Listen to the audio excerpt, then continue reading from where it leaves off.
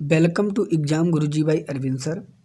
उत्तर Pradesh police assistant operator head operator के लिए सभी प्रकार के क्लास आपको हमारे चैनल पर देखने को मिलेंगे। प्लस आपको बता दूं कि यूपी जीके के लगभग सभी प्रकार के प्रश्न यूपी जीके में अब तक जो जो पूछे गए प्रश्न वो महामैराथन चल चुकी है। आप देखना चाहें तो देख सकते हैं, मैं नीचे डिस्क्रिप्शन में लिंक दे दूंगा। और अब तक पूछे गए अभी तक इतिहास के सभी प्रश्न वह भी महामैराथन चल चुकी है। अगर आप देखना चाहें तो उसका भी नीचे आपको डिस्क्रिप्शन में लिंक मिल जाएगा, वहां से आप देख सकते हैं।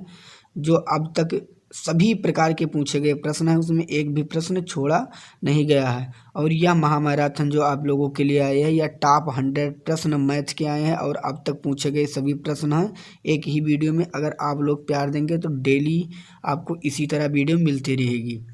UP police assistant operator head operator को कवर किया गया है इसमें, जो कि आपके एग्जाम की दृष्टि से काफ़ी इंपॉर्टेंट है दोस्त। अगर आप हमारे ऊपर विश्वास करेंगे तो 100% मैं दावे के साथ कहता हूँ, मैं वर्दी दिलाकर आपको रहूँगा। लेकिन इसके लिए आपको क्या करना होगा, मेहनत आपको करनी होगी। क्योंकि हम पढ़ा सकते हैं, इससे ज़्यादा कुछ नहीं। लेकिन अगर आप लगन और आस्था से तन मन से मेहनत कर रहे हैं तो 100% एक दिन वर्दी आपको ज़रूर मिलेगी। तो चलिए एक एक पॉइंट हम देख लेते हैं दोस्त। ये अगर समझ जाइए कि अगर तुम नीचे गिरोगे तो तुम्हें कोई उठाने नहीं आएगा, और तुम जरा से भी उड़ोगे तो तुम्हें गिराने की कोशिश 1000 करेंगे। अगर तुम्हें लोगों को देख रहे हैं कि लड़का मेहनत कर रहा है, मोटिवेट हो रहा है, तो तुम लोगों को ऐसे रास्ता जरूर दिखाएंगी कि तुम अपने जीवन में जरूर सफल ना हो। तो ऐसे इंसान से आपको दूरी बनाकर चलनी है और मेहनत इतना करना है कि दिखा देना है कि तुम में कितना दम है। इसके लिए आपको क्या करना होगा, लगातार मेहनत जरूर करना होगा मेरे भाई। अगर आप मेहनत करेंगे तो मैं दावे के साथ कहता हूँ 22 के अंत में आप जरूर कहेंगे कि सर मेरा सिलेक्शन हो गया। लेकिन इसके लिए आपको तन मन से पढ़ना होगा। तो चलिए, बस आपको क्या करना है, ईश्वर पर विश्वास रखना है। अगर आप ईश्वर पर विश्वास रखते हैं तो श्योर रहेगी ईश्वर आपको जरूर एक ना एक दिन जरूर सफल करेगा। आप ईमानदारी से मेहनत करते रहिए तो 100% आपको एक सीट जरूर मिलने वाली है। तो एक एक प्रश्न को हम देखेंगे पूरा। अगर किसी को कोई डाउट रह जाता है तो कमेंट में बताइएगा, मैं उसका सॉल्यूशन भी बाद में करूंगा। एक एक पॉइंट पूरा देखिएगा। पहला प्रश्न आपके सामने है, ध्यान से देखना है। अगर किसी को कोई भी डाउट अगर रह जाता है तो आप ज़रूर कमेंट में बताइएगा। कोई भी प्रश्न में मैं उसका सॉल्यूशन पुनः दूसरे वीडियो में ज़रूर करूँगा। तो पहला सवाल आपके सामने 73 गुणे 73 प्लस 48 गुणे 48 माइनस 73 गुणे 48 गुणे 2। तो यहाँ पे देखेंगे तो यह लिखा है ये स्क्वायर, और यहाँ पे लिखा है प्लस का बी स्क्वायर, और यहाँ लिखा है माइनस, और ये लिखा है 2ab के फॉर्मेट में ये पॉइंट लिखा हुआ है। तो और ये जो फार्मूला होता है ये होता है दोस्तों ये माइनस बी का होल स्क्वायर का ये फार्मूला होता है। तो क्या करना है आपको, 73 और माइनस 48 का होल स्क्वायर अगर निकाल लेंगे तो आपका करेक्ट आंसर होगा। तो अगर 13 में से 8 निकालेंगे तो 5 बचेगा, और 6 में से 4 निकालेंगे तो 2 बचेगा, और तो 25 का स्क्वायर आप निकालेंगे जो कि होगा 625, और करेक्ट आंसर इसका हो जाएगा ऑप्शन नंबर 2 बिल्कुल सही हो जाएगा। अगर इस तरह सवाल आता है तो आपको माइनस करके स्क्वायर निकाल देना है।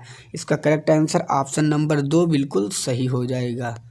अगला प्रश्न आपके सामने है, इसका उत्तर आपको देना है। अगर इस फॉर्मेट में आपके सामने लिखा, ध्यान से देखिएगा, इस तरह लिखा है a प्लस बी का होल स्क्वायर, फिर माइनस a माइनस बी का होल स्क्वायर, और नीचे लिखा है a गुणे बी। ध्यान से देखिएगा इस फार्मूला को। अगर आपको इस फॉर्मेट में कहीं पर भी कोई सवाल दिखता है तो आप आंख मूंद के इसका करेक्ट आंसर 4 मार सकते हैं दोस्त। इसका करेक्ट आंसर 4 होने वाले हैं। आज तक भी जितने में प्रश्न पूछे गए इसके सभी के करेक्ट आंसर 4 होंगे दोस्तों। अगर मैं इसको पूरा एक एक पॉइंट बताऊंगा तो इसमें समय लगेगा। अगर आप कहेंगे तो मैं इसके लिए एक स्पेशल वीडियो बना दूंगा। जब भी इस तरह सवाल आए तो आपको ये याद रखना है कि इसका करेक्ट आंसर जो होगा और कभी भी होगा तो वह 4 ही होगा। अगला प्रश्न आपके सामने सेम इस तरह सवाल भी दिया जाता है, बस इसमें क्या पॉइंट है कि यहाँ पे प्लस दिया जाएगा। और अगर इस फॉर्मेट में भी है आपके सामने, मैं बता रहा हूँ, जैसे लिखा a प्लस बी का होल स्क्वायर और प्लस ये फार्मूला जो मैं बता रहा हूँ a माइनस बी का होल स्क्वायर, और नीचे दोस्तों होगा a स्क्वायर और प्लस का बी स्क्वायर। इस फॉर्मेट में अगर सवाल आपको दिया जाए इस फॉर्मेट में तो इसका भी करेक्ट आंसर सदैव आज तक जो भी हुआ है इसका करेक्ट आंसर। सदैव या पेपर में बना है तो इसका करेक्ट आंसर 2 ही हुआ है। तो इसका जो आंसर होगा वह ऑप्शन नंबर 2 सही होगा। अगर आप कहेंगे तो इन दोनों का मैं अलग से वीडियो बना दूंगा जो आप समझ जाएंगे, लेकिन अब तक जो ट्रिक सॉल्यूशन से मैं बता रहा हूँ इसका करेक्ट आंसर ऑप्शन नंबर 2 ही होने वाला है, अगर इस फॉर्मेट में सवाल लिखा गया है। अगला प्रश्न आपके सामने है, इसका उत्तर आपको देना है। इसका उत्तर आपको देना है, लिखा है 140 और यहाँ पे अंडर रूट लिखा है। इस अंडर रूट पर जो दिया गया है इस पर ये बताना है कि इस पर क्या मान रखें कि 1015 हो जाए। मेरे भाई इस तरह सवाल में आपको क्या करना है, ऑप्शन से देखना है। अगर हम पहले 25 को रखते हैं तो यहाँ पे लिखा है 140 और फिर लिखेंगे गुणे और अंडर रूट, अगर यहाँ हम 25 लिखेंगे प्लस 315 अगर रखते हैं, अगर 1015 हो रहा है तो ये सेटिस्फाइड है। तो इसके लिए क्या करेंगे, 140 और गुणे अंडर रूट 25 का जो मान होता है दोस्तों वह होता है 5। तो बस आपको 14 पंचे गुणा करना है जो कि होगा 700 और 700 में प्लस 315 अगर जोड़ रहे हैं तो आपका 1015 बन रहा है। तो जो इसका करेक्ट आंसर होगा वह ऑप्शन नंबर 1 ही होगा। अगर इस तरह सवाल दिया जा रहा है तो आपको दिमाग लगाकर क्या करना है, पहले ऑप्शन देखना है और ऑप्शन से सवाल को हल कर देना है। अगला प्रश्न आपके सामने है, इसका उत्तर आपको देना है। लिखा है यहाँ पे 1000 स्क्वायर माइनस 999 स्क्वायर, इसका आंसर आपको देना है। तो ऐसे सवाल में आपको क्या करना है, इस सवाल को आप ध्यान से देखेंगे तो ये लिखा है ए स्क्वायर माइनस बी स्क्वायर के फॉर्मेट में। और ए स्क्वायर माइनस बी स्क्वायर का जो फार्मूला होता है ए प्लस बी और ए माइनस बी, ए प्लस बी ए माइनस बी। तो आपको क्या करना है, 1000 और प्लस 999 एक फॉर्मेट में रखना है और इसके बीच का जो चिन्ह होता है वो गुणा होता है और फिर 1000 और माइनस 999 करना है। इसे करने के बाद जब आप इसे दोनों को जोड़ेंगे तो होगा 1999 और इसे जब आप माइनस करेंगे तो 1 आएगा और जब इसे गुणा करेंगे तो 1999 कम 1999 होगा, जो कि ऑप्शन नंबर 4 में दिया गया। इसका करेक्ट आंसर होगा ऑप्शन नंबर 4। आशा करता हूँ यह वीडियो आपको पसंद आ रहा होगा। दोस्त अगला प्रश्न आपके सामने, ये भी सवाल आपको ज्यों का त्यों दिया गया, ध्यान से देखेंगे। यहाँ पे एक ही फॉर्मेट में लिखा गया है, यहाँ पर भी एक ही फॉर्मेट में लिखा गया, तो ये यहाँ पे 2 बार लिखा गया तो ये मैं ये स्क्वायर मान सकता हूँ। और माइनस के बी यहाँ 2 बार में लिखा गया तो मैं इसे बी मान के बी स्क्वायर मान सकता हूँ। तो ये भी फॉर्मेट में बना ए प्लस बी में और ए माइनस बी में, ए प्लस बी और ए माइनस बी में। फिर भी इसमें आपको कुछ भी करना नहीं है, ए प्लस बी तो हम 106 और प्लस 94 यहाँ एडजस्ट करेंगे और इसके बीच का चिन्ह गुणा होता है और ए माइनस बी क्या होता है 106 और माइनस 94, इसे हम माइनस करेंगे तो 106 94 जब आप जोड़ेंगे तो यहाँ बनेगा 200, क्या बनेगा 200 और गुणे 106 में से अगर आप 94 निकालते हैं तो आपका क्या बचेगा दोस्त 1200, दोस्तों 12 बचेगा। बस आपको क्या करना है 200 से 12 में गुणा करेंगे, जो इसका करेक्ट आंसर होगा 2400 होगा, जो कि ऑप्शन नंबर 2 में दिया गया है। अगला प्रश्न आपके सामने है, एक त्रिभुज की भुजाएं 1/2 अनुपात 1/3 अनुपात और 1/4 के अनुपात में है। यदि त्रिभुज का परिमाप 52 सेंटीमीटर हो तो सबसे छोटी भुजा कितनी लंबी होगी। मेरे भाई मैं आपको बता दूं कि जब इस तरह सवाल पूछा जाता है तो आपको क्या करना है, 2 3 4 का 2 3 4 का इनका पहले आपको अनुपात को पहले सेटिस्फाइड करना होगा। और इसे करने के लिए आपको क्या करना है, पहले आप इन तीनों का लासा लेंगे और इन तीनों का लासा होगा 12। तो 2 से जब 12 को काटेंगे 6 बार में जाएगा, 3 से 12 को काटेंगे 4 बार में जाएगा और 4 से 12 को काटेंगे 3 बार में जाएगा। तो ये बनेगा 6:4:3 में। और अगर कुल परिमाप है 52 और इसे आप जोड़ेंगे पूरा तो 6 4 10 और 3 कितना हुआ 13 और 13 से 52 को काटेंगे 4 बार में जाएगा। तो आपको क्या करना है, 4 से पहले इस संख्या को गुणा करना है और फिर क्या करना है 4 से फिर इस संख्या से गुणा करना है और फिर 4 को इस संख्या से गुणा करना है। तो यहाँ होगा 4 छक 24, यहाँ हुआ 4 चौक 16 और यहाँ हुआ 4 तेई 12। अगर बड़ी संख्या पूछी जाती है तो आप 24 बताते और मिडिल वाली या माध्यम संख्या पूछी जाती तो 16 बचाते, और सबसे छोटी पूछी गई है तो क्या बताएंगे 12। तो इसका जो करेक्ट आंसर होगा वह ऑप्शन नंबर 3 बिल्कुल सही होगा। दोस्तों मैं कोशिश करके आपको समझाने की कोशिश कर रहा हूं, अगर आपको कहीं पर भी नहीं समझ में आ रहा है तो आप ज़रूर कमेंट में बताइएगा, मैं इसको पुनः समझाने की कोशिश करूँगा। दोस्तों वही प्रश्न इसमें पूछे गए जो आप तक पेपर में पूछे गए, आप देख सकते हैं ये एसएससी ग्रेजुएट लेवल में 2000 में पूछा गया है यह प्रश्न। अगला प्रश्न आपके सामने है, इसका उत्तर आपको देना है। तो इसका उत्तर आप कैसे देंगे, पहले ध्यान से देखेंगे कि क्या हम रखें इस अंडर रूट पर कि मेरा आंसर 720 बन जाए। तो इसके लिए आपको क्या करना होगा, तो चलिए एक एक पॉइंट को हम देखते हैं। पहले लिखा है यहाँ पे 18, और अगर हम अंडर रूट 36 का मान बाहर निकालेंगे तो बाहर क्या होगा 6 होगा। और फिर लिखा है गुणे, और फिर 24, और अंडर रूट 9 का मान अगर हम बाहर निकालते हैं, अंडर रूट 9 का मान हम बाहर निकालते हैं तो बाहर क्या होगा मेरे भाई 3 होगा। और फिर लिखा है गुणे 120। अब हम यहाँ पर क्या रखें कि मेरा आंसर 720 आ जाए। तो आपको क्या करना है, 6 से पहले 18 को काट देना है, 3 बार में गया, और 3 से 24 को काट देना है, 8 बार में गया। तो आप यहाँ पे देखेंगे कि 8 और 3 क्या होगा मेरे भाई, नीचे मैं लिख रहा हूँ 24 और गुणे 120 एक्स। तो मैं x के स्थान पर कौन सी संख्या रखूं कि 720 मुझे प्राप्त हो जाए। तो अगर मैं 4 रख रहा हूं, अगर मैं यहाँ पे 4 रखूंगा तो 4 का वर्गमूल 2 हो जाएगा, और 2 को जब आप काटेंगे तो 60 होगा, जो कि 720 नहीं प्राप्त कर सकता मैं। अगर मैं 16 रख रहा हूँ तो 16 का क्या हो जाएगा 4 होगा, और 4 से अगर मैं इसे काट रहा हूँ तो यहाँ पे हो जाएगा दोस्त, अगर मैं यहाँ पे 16 रखूँ तो 16 का वर्गमूल क्या बनेगा 4 बनेगा। और तो हम क्या करेंगे 24 गुणे 120 और बटा 4, और 4 से हम 120 को काटेंगे कितने बार में जाएगा 30 बार में। तो 24 से क्या हुआ 720 हो गया। तो इसका करेक्ट आंसर आया जो ऑप्शन नंबर 2 आया।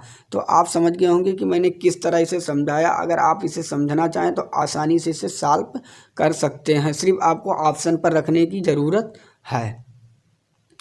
अगला प्रश्न आपके सामने है, इसका उत्तर आपको देना है। जब इस तरह सवाल पूछा जाए दोस्त, पहले लिखा है यहाँ पे 45 और नीचे लिखा है अंडर रूट 0.81 और फिर लिखा है गुणे 1/20। तो पहले आपको ये देखना है कि पॉइंट के बाद यहाँ पे कितनी संख्याएं दी गई हैं और ऊपर कैसे हैं। तो इस तरह सवाल को आप देखेंगे तभी इसे हल कर पाएंगे। तो इसमें आपको कुछ करने की ज़रूरत नहीं दोस्तों। आप यहाँ पे देखेंगे 45 लिखा है, 45 लिख देंगे, और अंडर रूट 81 का जो मान होता है वह होता है 9 रखेंगे और गुणे 1/20 रख देंगे। बस यही आपको करना है, कुछ और करने की ज़रूरत नहीं है। तो बस आप 9 से 45 को काटेंगे, 5 बार में जाएगा, 5 को 1 कम गुणा करेंगे 5 होगा, और 5/20 इसका करेक्ट आंसर हो जाएगा, जो कि ऑप्शन नंबर 3 में दिया गया है। इसका करेक्ट आंसर जो होगा वह ऑप्शन नंबर 3 सही हो जाएगा। अगला प्रश्न आपके सामने है, इसका उत्तर आपको देना है। 3/4 का 10 अंडर रूट 9 + 25 का मान क्या होगा। तो मेरे भाई अगर 3/5 लिखा है तो 3/5 लिखना है। का जो मतलब होता है वह गुणा होता है, और अंडर रूट में है दोस्तों ब्रैकेट में है मेरे भाई, ब्रैकेट में 10 और अंडर रूट 9 का जो मान होता है वह 3 होता है, और प्लस क्या लिखना है 25 रखना है। बस यही कर देना है आपको, बस आपका करेक्ट आंसर आपके सामने होगा। तो 3/5 करना है, गुणे करना है। पहले जो ब्रैकेट के अंदर होगा हम उसे सॉल्व करेंगे। 10 से 30 होगा, और 30 में 25 जब आप जोड़ेंगे तो क्या बनेगा 55। अब 55 को आप 5 से काट देंगे, वो आएगा 11, और 11 को 3 से गुणा करेंगे आएगा 33, जो कि ऑप्शन नंबर 5 में दिया गया है। इसका करेक्ट आंसर ऑप्शन नंबर 5 33 इसका सही आंसर हो जाएगा। अगला प्रश्न आपके सामने है, इसका उत्तर आपको देना है। बॉड मॉस के रूल से दोस्तों पहले हम ब्रैकेट सॉल्व करते हैं, फिर ऑफ का जो लिखा होता है उसे सॉल्व करते हैं, फिर डी से हम डिवाइड सॉल्व करेंगे। लेकिन नहीं, ये इस में ना ब्रैकेट दिया गया ना आपको ऑफ दिया गया, तो पहले हम डिवाइड को सॉल्व करेंगे। तो हम क्या करेंगे 70 से 49 को जब काटेंगे तो ये कितनी बार में जाएगा 70 बार में जाएगा। प्लस के अगर हम 5 से 70 को काटेंगे तो ये कितनी बार में जाएगा दोस्त, ये 14 बार में जाएगा। बस आपको कुछ करने की ज़रूरत नहीं, दोनों आप एडजस्ट कर लेंगे, जोड़ लेंगे, तो इसका करेक्ट आंसर जो होगा 84 आ जाएगा, जो कि ऑप्शन नंबर 2 में दिया गया है।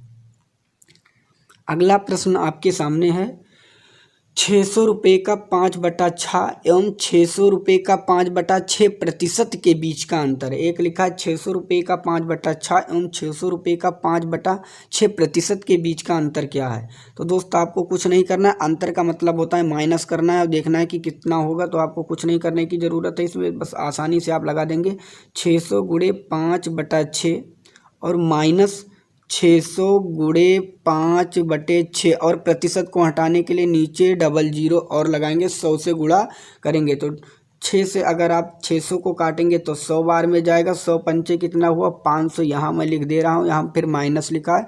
600 से काटेंगे कट जाएगा एक बार में और एक को 5 से गुणा करेंगे, एक पंचे 5 हुआ तो 500 से 5 आप निकालेंगे तो इसका अंतर जो आएगा 495 आएगा, जो कि इसका करेक्ट आंसर हो जाएगा ऑप्शन नंबर 4। ऑप्शन नंबर 4 इसका बिल्कुल करेक्ट आंसर हो जाएगा। अगला प्रश्न आपके सामने है, इसका उत्तर आपको देना है 400/1000 बराबर 600।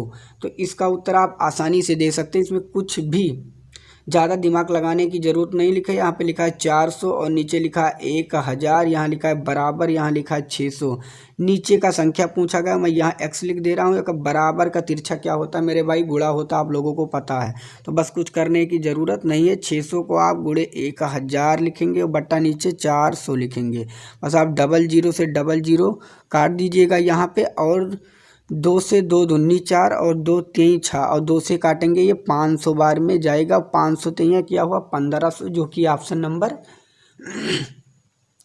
3 में दिया गया। इसका करेक्ट आंसर होगा option number 3 is right answer. तो दोस्तों चलिए अगला प्रश्न देख लेते हैं। अगला प्रश्न आपके सामने है 100 का 25% प्लस 150 का 20%। मैं जितना तेज़ी से हो सकता है उतना तेज़ी से मैं आपको करवा रहा हूं दोस्त। अगर किसी को किसी भी प्रकार की समस्या है, अगर आपको वीडियो तेज़ लग रही है तो आप वीडियो को पॉज करके देख सकते हैं या आप वीडियो की स्पीड कम कर सकते हैं। अगर आपको स्लो लग रही है तो वीडियो की स्पीड आप तेज़ कर सकते हैं। तो अगला प्रश्न है 100 का 25% प्लस 150 का 20% कितना होगा। और दोस्तों आप हमारे साथ सॉल्व भी करते रहिए और आपको कमेंट में बताना है कि आपने कितने प्रश्न को सॉल्व किया। और आपको एक बात बता दूं दोस्त कि अभी तक आपने हमारे वीडियो को लाइक नहीं किया तो प्लीज़ वीडियो को लाइक और चैनल को सब्सक्राइब कर दें, क्योंकि इस वीडियो को बनाने में बहुत काफ़ी मेहनत लगती है। तो इसका आंसर जो होगा 100 का 25% अगर आप निकालते हैं तो 100 का 25% निकालने के लिए, प्रतिशत को हटाने के लिए सदैव नीचे 100 से गुणा करते हैं और फिर प्लस लिखा है 150 गुणे 20 और प्रतिशत को हटाने के लिए सदैव नीचे से 100 से गुणा। तो डबल जीरो से डबल जीरो कट गया, जीरो से जीरो कट गया, जीरो से जीरो कट गया। तो यहाँ पे बच्चे 25 एक कम 25 और प्लस 15 दूना 30। तो बस आपको 25 और 30 आप जोड़ेंगे तो जो कि हो जाएगा 25 और 30 आप जोड़ेंगे जो बनेगा 55। और 55 किस में दिया गया है, 55 किसी में नहीं दिया गया है। तो इसका जो करेक्ट आंसर होगा वह होगा ऑप्शन नंबर 5, इनमें से कोई नहीं। तो इसका करेक्ट आंसर जो होने वाला है इनमें से कोई नहीं होगा। अगला प्रश्न आपके सामने है, किसी संख्या का 4/5 अगर 64 है, 4/5 64 है, तो उस संख्या का आधा कितना होगा। उस संख्या का आधा कितना होगा। आधा का मतलब होता है मेरे भाई 1/2। तो बस कुछ नहीं करना है, 4/5 अगर 64 है तो 4 को अगर हम 64 से काटेंगे तो कितनी बार में जाएगा, 16 बार में जाने वाला है। और 16 को 5 से जब गुणा करेंगे तो 16 पंचे 80 हो जाएगा। और उसका पूछा गया आधा कितना है, तो आधा आप देख सकते हैं कि इसका आधा आपको काटने की भी ज़रूरत नहीं है, जो कि इसका करेक्ट आंसर 40 हो जाएगा। ऑप्शन नंबर 2 में दिया गया है। पीओ क्लर्क 1991 में और तथा सीपीओ 2008 में यह प्रश्न पूछा गया था। दोस्त जल मत छोटे और कुछ बनकर दिखा 100%। अगर आप किसी के सफलता पर आप जलो मत कि वो उसने इस तरह किया ऐसा किया। अगर आप में भी दम है तो आप मेहनत करो और कुछ बनकर उसे भी दिखाओ कि मैं क्या कर सकता हूँ, मुझ में कितना दम है। इसलिए दोस्त किसी के आप सफलता पर जलिए मत और मेहनत करते रहिए। 100% अगर आप लगातार तन मन धन से मेहनत कर रहे हैं तो ये मैं आपको दावे के साथ कह सकता हूँ कि आप 2022 के अंत तक आप एक जॉब अपने लिए लेने में सक्षम होंगे। बस आपको ईमानदारी से तन मन से पढ़ना है। अगर आप तन मन से पढ़ेंगे तो एक सीट आपके लिए ये समझिए कि इस बार फिक्स ही है मेरे भाई। अगला प्रश्न आपके सामने है, यदि किसी संख्या का 2/5 और 3/4 भाग का अंतर 28 है तो वह संख्या क्या है। तो कुछ भी अंतर अगर 28 हो तो वह संख्या क्या है। तो मेरे भाई 2/5 और अंतर का मतलब होता है सदैव -3/4 का जो अंतर है कितना है 28 है। बस क्या करना है आपको इनका दोस्तों, इन भिन्न को आपको सॉल्व करने देना है। 5 और 4 का लासा अगर हम लेंगे तो 20 आएगा और 520 के काटेंगे 4 और 4 दूनी क्या बन जाएगा 8 और 4 से 20 को काटेंगे 5 बार में 5 3 क्या बना 15। अगर आप इसे माइनस करेंगे 15 में से 8 निकालेंगे तो क्या बचेगा दोस्त 7 और नीचे बचा है 20 और इसका अंतर दिया गया है 28। बस 7 से 28 को काटेंगे 4 बार में जाएगा और बराबर का तिरछा गुणा होता है जो कि 20 चौक 80 होगा, जो कि ऑप्शन नंबर आपको 3 में दिख रहा है। इसका करेक्ट आंसर हो जाएगा ऑप्शन नंबर 3, इसका करेक्ट आंसर 80 होगा। अगला प्रश्न आपके सामने, यदि किसी संख्या का 2/3 भाग 96 है तो उस संख्या का 3/4 भाग किसके बराबर होगा। 2/3 भाग 96 है तो उस संख्या का 3/4 भाग किसके बराबर होगा। मेरे भाई अगर 2/3 भाग 96 के बराबर है तो बस पहले आपको देखना है कि वो संख्या क्या है। तो अगर आप 2 से 96 को काटेंगे तो 2 चौक 8 और 2 अट्ठे 16 और बराबर का तिरछा गुणा 3 को 8 से गुणा करेंगे 3 अट्ठे 24 के 4 और 2 हासिल या कैरी 2 तो 3 चौक 12 13 14 कितना आया मेरे भाई 144। अब आपको 144 का क्या करना है पूछा गया 3/4 भाग कितना होगा। तो 3/4 यहाँ से निकालिए 4 3 12 काटिए और 2 बचा 4 छक 24 हुआ और 36 तो यहाँ अगर आप गुणा करेंगे तो होगा 108 जो कि ऑप्शन नंबर 3 में दिया गया। तो option number 3 is right answer हो जाएगा। अगला प्रश्न आपके सामने है दोस्तों, वही प्रश्न है आप देख सकते हैं जो हर पेपर में कहीं ना कहीं पूछे गए हैं और साथ साथ में आपको सॉल्व करते रहना है। अंत में आपको कमेंट में बताना है कि आपने कितने सवालों को सॉल्व किया है और इसका पीडीएफ भी आपको हमारे टेलीग्राम चैनल पर मिल जाएगा जिस पे 5600 प्लस बच्चे जुड़े हुए हैं। इसका पीडीएफ आप जाकर आसानी से कर सकते हैं और आप लोगों के लिए हर 10 दिन पर मॉक टेस्ट कराया जा रहा है। उस मॉक टेस्ट में आप भाग जरूर लें और अपनी काबिलियत को देखें कि आपने अभी तक कहाँ तक तैयारी की है। तो अगला प्रश्न है, एक संख्या का 3/4 27 है तो उस संख्या का 1/7वां भाग क्या होगा। मेरे भाई अगर 3/4 27 है, 3/4 का मतलब होता है 3/4 का जो मान है 27 है। तो पहले 3 से आप 27 को काटेंगे 9 बार में जाएगा और बराबर का तिरछा मैंने बताया गुणा होता है। तो संख्या आया 9 चौक 36। अब पूछा गया है दोस्त कि उस संख्या का 1/7वां भाग क्या होगा। तो आपको कुछ करने की ज़रूरत नहीं, 36 का 1/7वां भाग जो होगा 36/7 ही हो जाएगा जो कि ऑप्शन नंबर 4 में दिख रहा है। इसका करेक्ट आंसर होगा ऑप्शन नंबर 4, इनमें से कोई नहीं। अगला प्रश्न आपके सामने है, इसका उत्तर देना दोस्तों। जितना भी बड़ा सवाल होगा उतना भी वह आसानी से सॉल्व होगा। मैं जो बता रहा हूँ हर सवाल को आप ध्यान से देखेंगे, हर सवाल में कुछ भी नहीं रखा है और वही प्रश्न है जो कहीं ना कहीं पेपर में पूछे गए हैं। तो आप जब 2 से यहाँ पे ध्यान से देखेंगे, लिखा है 2 सही -1/3 और यहाँ पे है 2 सही -3/5। इस तरह सवाल दिया गया है।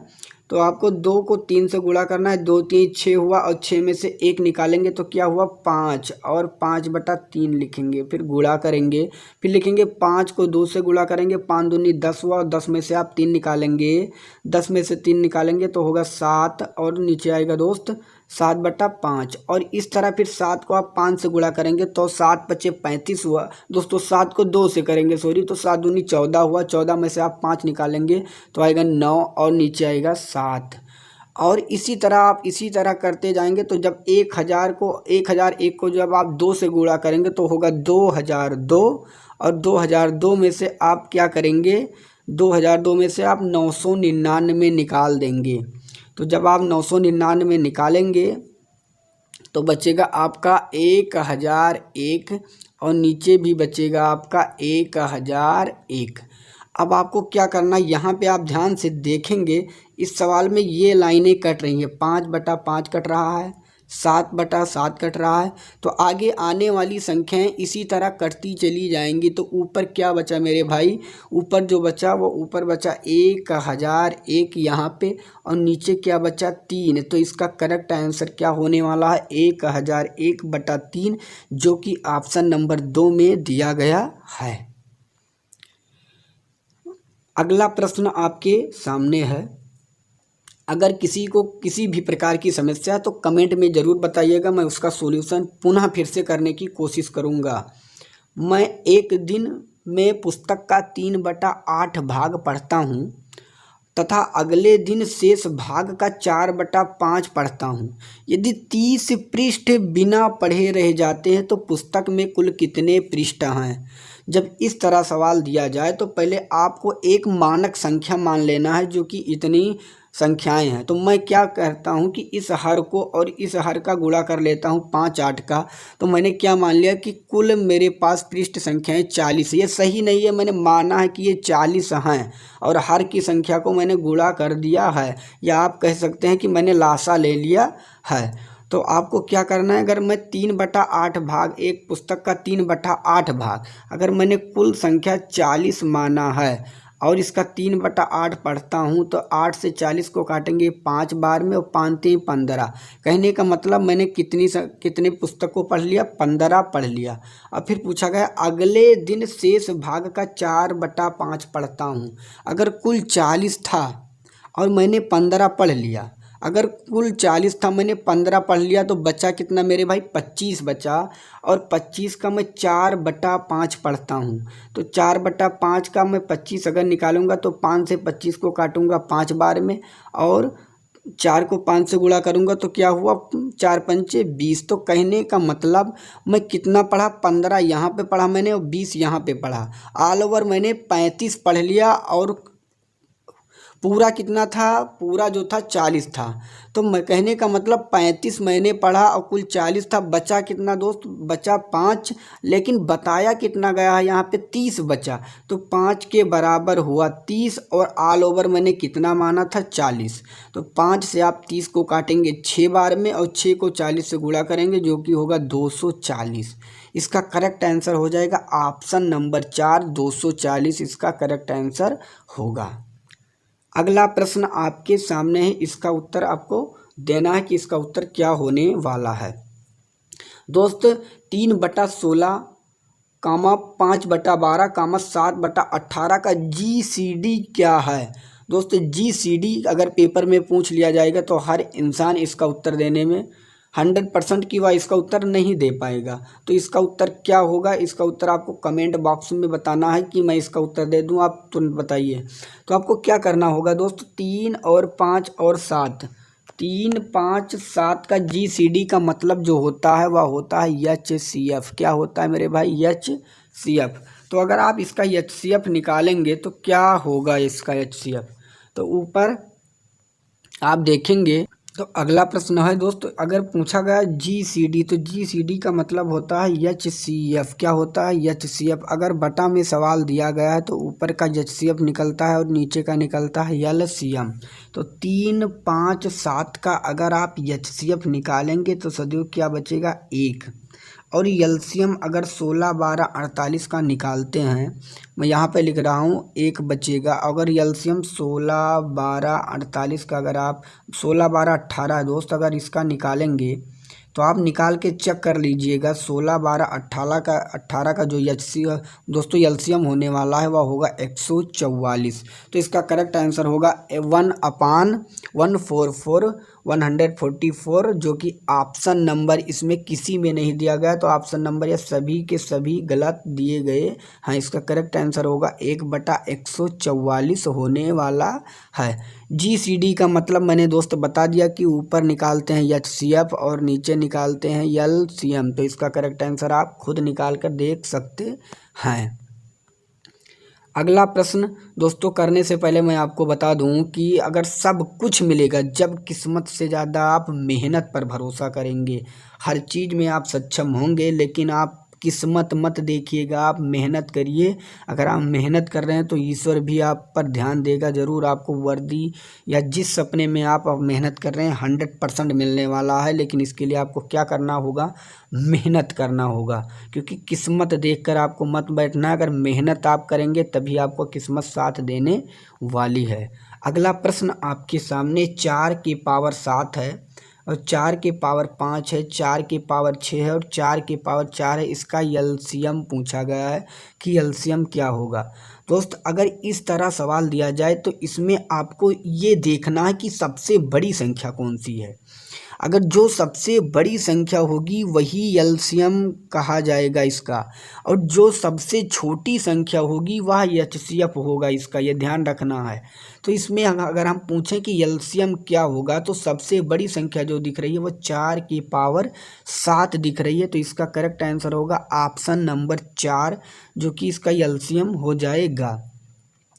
अगर आपसे एचसीएफ पूछा जाए तो एचसीएफ का मतलब होता है सबसे छोटी संख्या, और इन चारों में सबसे छोटी अगर देखा जाता तो 4 के पावर 4 होता, लेकिन पूछा गया एलसीएम, इसलिए इसका करेक्ट आंसर होगा ऑप्शन नंबर 4 जी की, जो कि इसका करेक्ट आंसर हो जाएगा 4 के पावर या 4 के पावर 7। अगला प्रश्न आपके सामने, यदि किसी संख्या का 40% का 16% 8 है तो वह संख्या क्या होगी। दोस्त, 40% का 16%, तो किसी संख्या का मतलब यक्स, और 40 लिखिए और प्रतिशत को हटाने के लिए नीचे 100, गुणे का 16%, 16% को हटाने के लिए नीचे 100, और इसकी संख्या क्या है 8 है।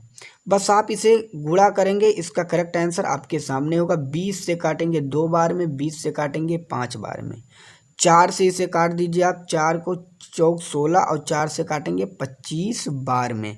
बस कुछ करने की ज़रूरत आपको नहीं, 2 चौक 8 हुआ और 8 एकम 8 हुआ, तो 25 पंचे 125 हुआ, 125 एकम 125 इसका करेक्ट आंसर होगा, जो कि ऑप्शन नंबर 3 में दिया गया है। इसका करेक्ट आंसर ऑप्शन नंबर 3 सही हो जाएगा। अगला प्रश्न आपके सामने, इसका उत्तर आपको देना है। 5 के पावर -11, 5 के पावर -9 और 5 के पावर -16, 5 के पावर -10 का एलसीएम एवं एचसीएफ क्रमशः ज्ञात करें। दोस्तों, मैंने क्या बताया कि एलसीएम उसे कहते हैं जो संख्या बड़ी होगी, और एचसीएफ उन्हें कहते हैं जो संख्या क्या होगी, छोटी होगी। क्या मैंने बताया, छोटी होगी। तो इन चारों में आपको सबसे बड़ी संख्या कौन सी दिखी, तो इन चारों में जो आपको सबसे बड़ी संख्या दिख रही है मेरे भाई, वह दिख रही है 5 के पावर -9, ये सबसे बड़ी संख्या है। तो अगर एलसीएम पूछा जाए तो इसका होगा 5 के पावर -9। कुछ लोग इसमें 5 के पावर -11 कहेंगे, वो बहुत बड़ी भूल कर रहे हैं। इसका कारण ये है कि अगर यहाँ पे पावर के माइनस ना होता तो बड़ी संख्या मान लेते, इसलिए अगर माइनस में है तो जो सबसे छोटी संख्या होगी वही हम सबसे बड़ी मानेंगे। तो एलसीएम जो होगा वह 5 के पावर -9 होगा, और जो सबसे छोटी संख्या होगी वह होगा एचसीएफ, वह होगा 5 के पावर -11। तो इसका करेक्ट आंसर होगा 5 के पावर -9। दोस्त, यहाँ पे 16 दिया गया है, 16 सबसे बड़ी जो होगी वह 16 होगी, 5 के पावर -16। तो इसमें जो देखते ही आपको पता चल गया होगा ऑप्शन नंबर 3 इसका करेक्ट आंसर हो जाएगा। मैट 2001 में पूछा गया था, जो कि सबसे टफ पेपर माना जाता है। आज तक आपने इस तरह एलसीएम एचसीएफ नहीं पढ़ा होगा। दोस्त, अगर आप लोगों को ये वीडियो पसंद आ रही तो प्लीज़ एक लाइक ज़रूर करें, और कमेंट में आप ज़रूर बताना कि वीडियो आपको कैसी लगी।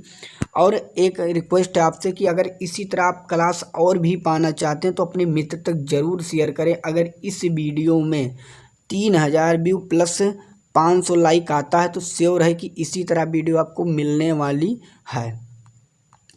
अगला प्रश्न आपके सामने है, 7 के पावर 8 है और 7 के पावर 6 है और 7 के पावर 5, 7 के पावर 10 का एचसीएफ बताना। इसका आंसर आप कमेंट बॉक्स में देंगे, इसका उत्तर मैं नहीं बताऊंगा, क्योंकि मैं बता चुका हूं कि किस तरह आपको एचसीएफ निकालना है।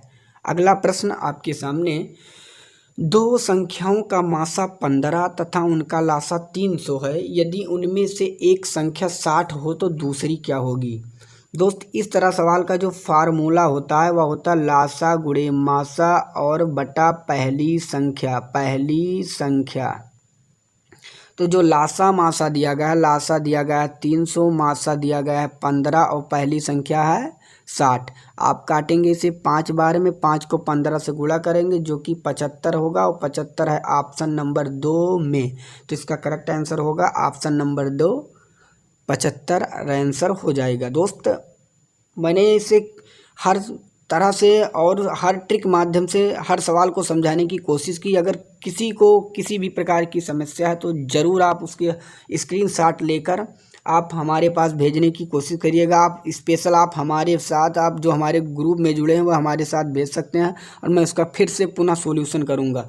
जहाँ तक है मैंने यहीं पर बताने की कोशिश की है कि आप लोग समझ जाएँ। अगला प्रश्न आपके सामने है, दो संख्याओं का गुणनफल 2160 है तथा उनका मासा 12 है और उनका जोड़ 96 है, तो संख्याएं क्या होंगी। दोस्त इस तरह सवाल में आपको क्या करना है कि आपको ऑप्शन उठाना है और ऑप्शन देखना है कि किसका गुणनफल 2160 बनना है।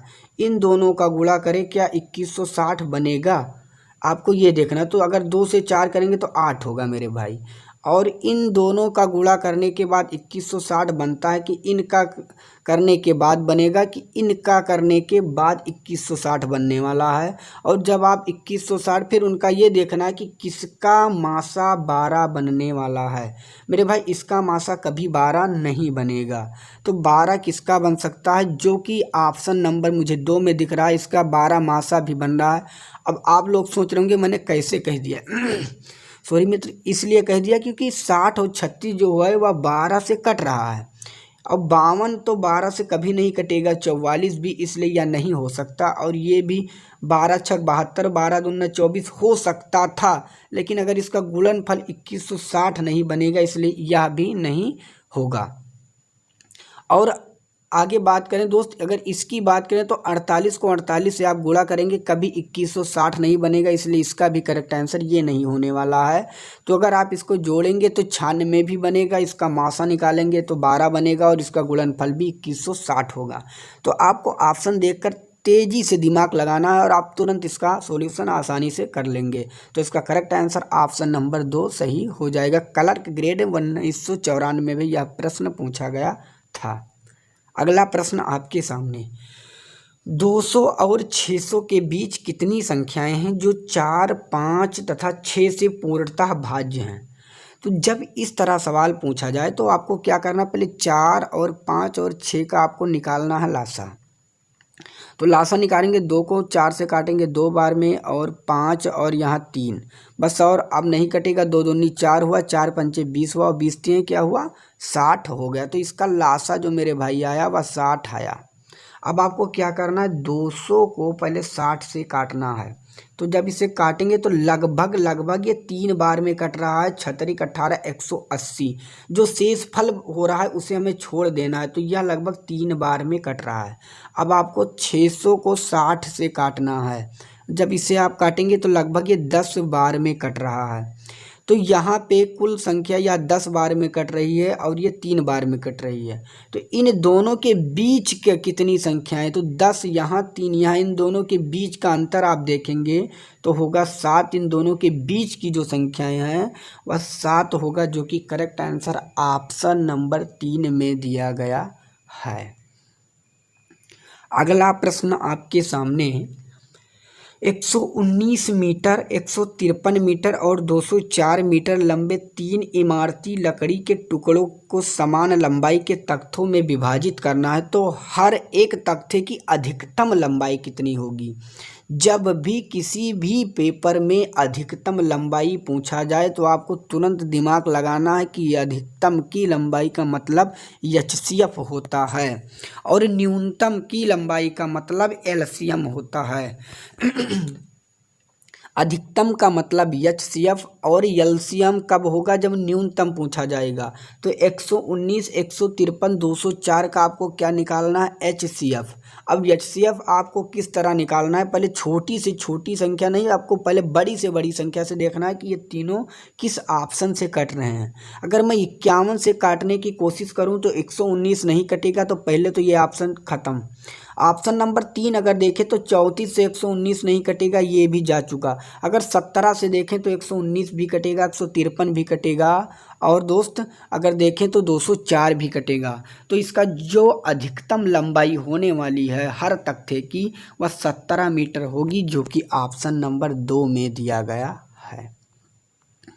दोस्त अगर हम आपको ये भी बता दें, तड़प होनी चाहिए कामयाबी के लिए। सोच तो हर कोई लेता है कि मैं क्या कर लूँगा, वाह कर लूँगा, लेकिन सोचने से कुछ नहीं होगा मेरे भाई। आपको अभी से आज से लगातार मेहनत करनी है और प्लस नोट्स भी बनाते चलना है, क्योंकि अगर आप पेपर में जाएंगे तो पेपर में जाने से पहले अगर आप एक बार अपने नोट्स को पलटेंगे, देखेंगे, तो जितने क्वेश्चन आपने किया है अभी तक वो आपको देखते ही एक नज़रों में पूरा तैयार हो जाएगा। तो क्या करना है दोस्त, उस तड़प के साथ आपको मेहनत करनी है और लगन आस्था के साथ पेपर तक। आप जिस दिन पेपर दे के आएंगे बहुत अच्छा फील करेंगे और 100% आपको एक नौकरी मिलेगी ज़रूर। लेकिन इसके लिए आपको क्या करना होगा, दिन रात मेहनत करके इस बार सफलता आपको लेनी ही लेनी है। तो चलिए अगला प्रश्न आपके सामने है, इसका उत्तर देख लेते हैं। 4 घंटियाँ 4, 6, 8 और 14 सेकंड के अंतराल पर बजती हैं, वही चारों इकट्ठी 12 बजे बजना प्रारंभ करती हैं, तो किस समय वही फिर इकट्ठा बजेंगी। दोस्त ऐसे सवालों में आपको क्या करना है कि वो घड़ी जो बजती है वह केवल 12 बजे बजी है, और ये पूछा जा रहा है कि अब यह पुनः कब बजेगी। तो आप 4 और 6 और 8 और 14 का क्या निकालेंगे, लासा निकालेंगे। तो 4 को अगर हम काटेंगे तो 2 दूनी 4, 2 3 6 और 2 चौक 8 और 2 सत्ते 14। फिर 2 से अगर हम इसे काट रहे हैं तो 2 एकम 2, 3 नहीं कटेगा, 2 दूनी 4 और यहाँ 7 का 7 होगा। अब आप गुणा करेंगे, 2 दूनी 4 हुआ, 4 3 12 हुआ, और 12 दूना कितना हुआ 24, और 24 को अगर आप 7 से गुणा करेंगे तो 7 चौक 28 और 7 दूनी 14, 15 16, कितना हुआ 168। कहने का मतलब 168 सेकेंड हुआ। यहाँ पे सेकेंड दिया गया इसलिए मैं सेकेंड बता रहा हूँ।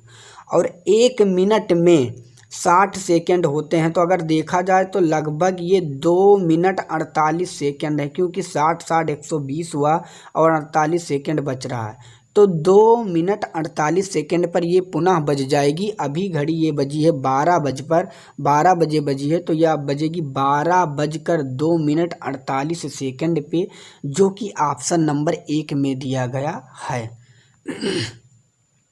अगला प्रश्न आपके सामने है, 29 द्विधारी संख्या पद्धति में किस प्रकार लिखा जाएगा।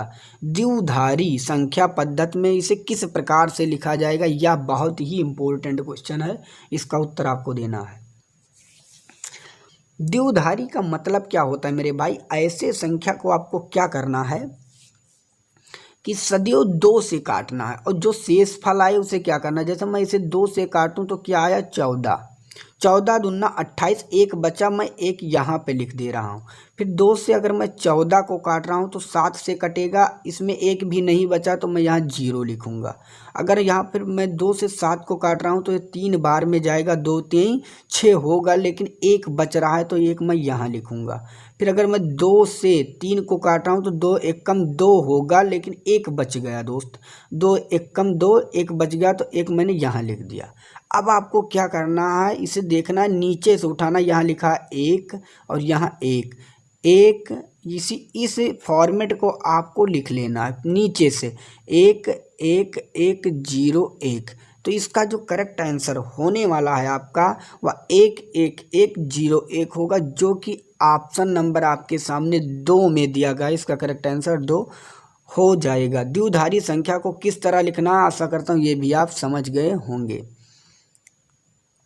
137 का द्विधारी अंकन पद्धति में व्यक्त करने पर अंतिम 4 अंक क्या होंगे। इसका उत्तर आपको खुद कमेंट बॉक्स में देना है कि इसका उत्तर क्या होगा मेरे भाई। मैंने कहा इसे 2 से आपको काटना है, जो शेषफल बचेगा उसे बगल में लिखते हुए चलना है, और इसका आंसर आपके सामने हो जाएगा और नीचे वाली संख्या से उठा लेना है।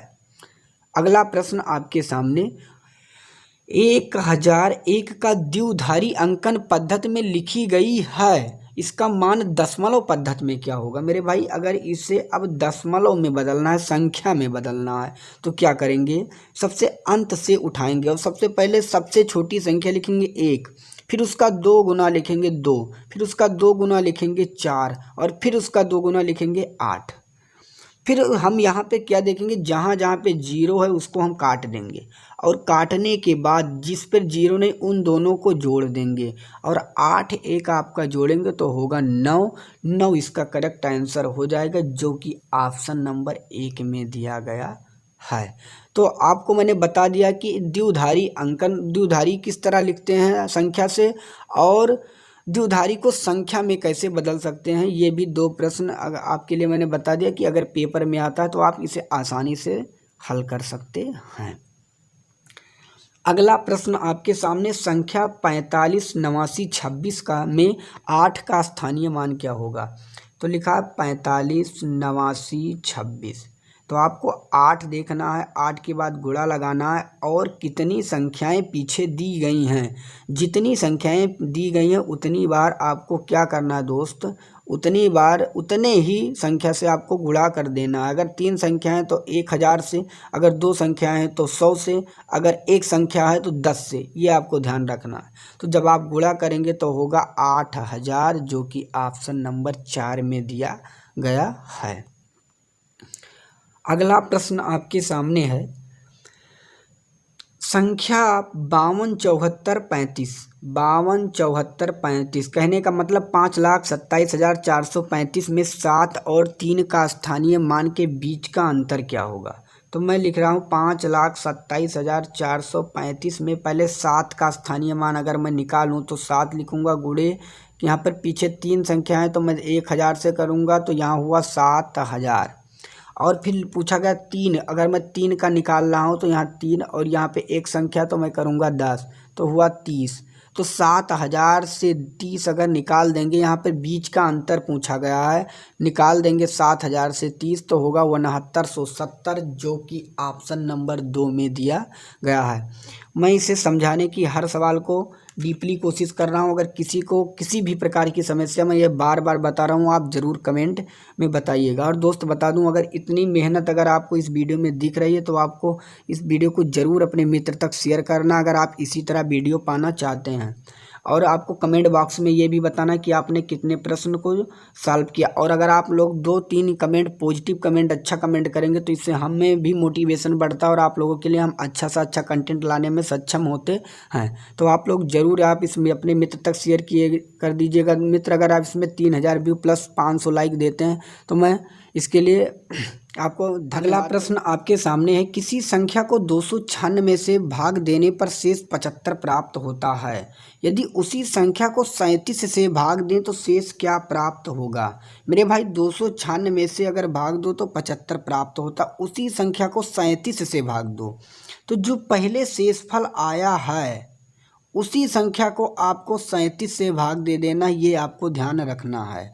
तो अगर पहले 75 है और इसे 37 से आप भाग देंगे तो 37 दूना 74 हुआ और एक बचा, एक ही शेषफल इसका होगा, जो कि ऑप्शन नंबर 1 में दिया गया है। इसका करेक्ट आंसर ऑप्शन नंबर 1 सही हो जाएगा।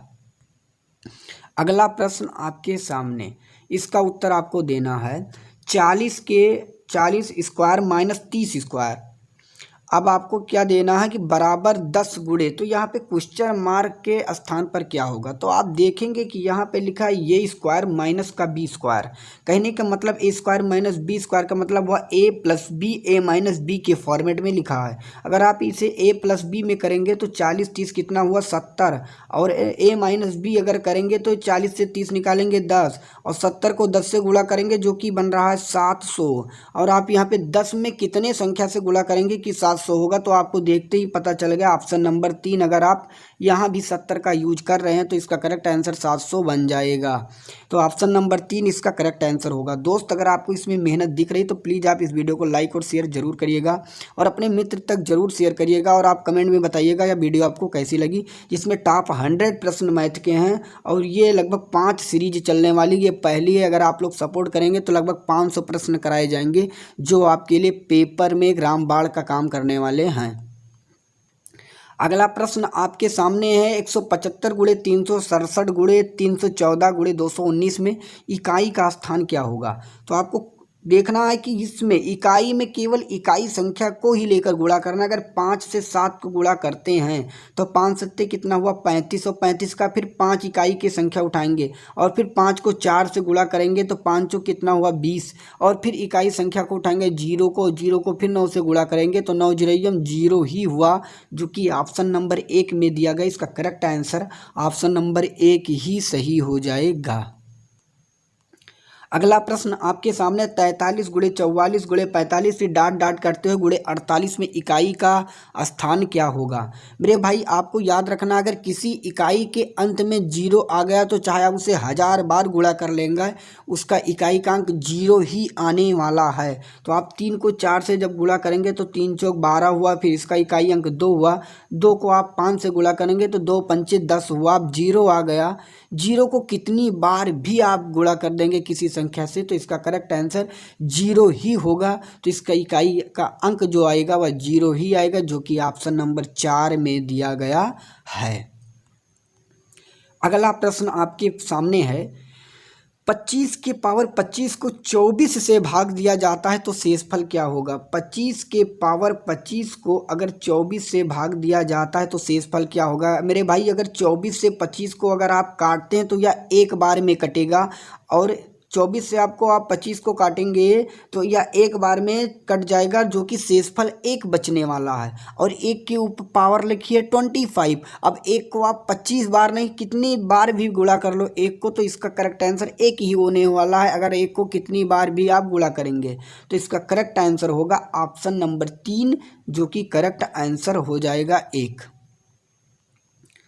अगला प्रश्न आपके सामने 8 स्क्वायर प्लस फिर यहाँ पे देखिए 8 के पावर 2 है प्लस 8 के पावर 3 है प्लस 8 के पावर 4 है। मेरे भाई 8 के पावर 2, 8 के पावर 3, 8 के पावर 4 को 7 से भाग देने पर शेषफल क्या बचेगा। तो अगर 8 के पावर 2 प्लस 8 के पावर 3 और प्लस 8 के पावर 4 को हर जगह आप 7 से भाग दे दें तो यहाँ पे जब आप भाग देंगे तो आप क्या देख रहे हैं कि यहाँ पे 1 बचा और 1 के स्क्वायर बचा है, और फिर आप यहाँ पे जब भाग देंगे तो 1 बचा और 1 के भी यहाँ पे 1 के पावर 3 बचा, और फिर यहाँ पे भी भाग देंगे तो यहाँ 1 बचा 1 के पावर 4। तो मैंने क्या बताया, 1 को आप कितनी बार भी गुणा करेंगे 1 ही होगा, 1 को कितनी बार भी गुणा करेंगे 1 ही होगा, और 1 को यहाँ पर भी 1 होगा। तो 1 को 3 बार गुणा करेंगे तो इसका करेक्ट आंसर होगा ऑप्शन नंबर 3, जो कि 3 ही इसका करेक्ट आंसर हो जाएगा। अगला प्रश्न आपके सामने 13 के पावर 143 प्लस 143 को 14 द्वारा भाग दिया जाता है तो शेषफल क्या होगा।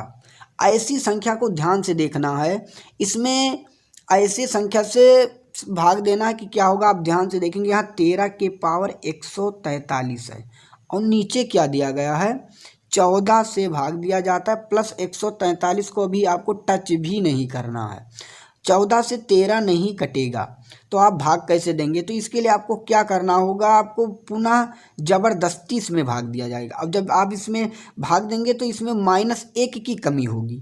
14 से अगर आप 13 में भाग देते हैं तो इसमें -1 की कमी होगी, और -1 के पावर लिखा है 143। ध्यान से समझिएगा मेरे भाई, -1 के पावर लिखा गया है 143।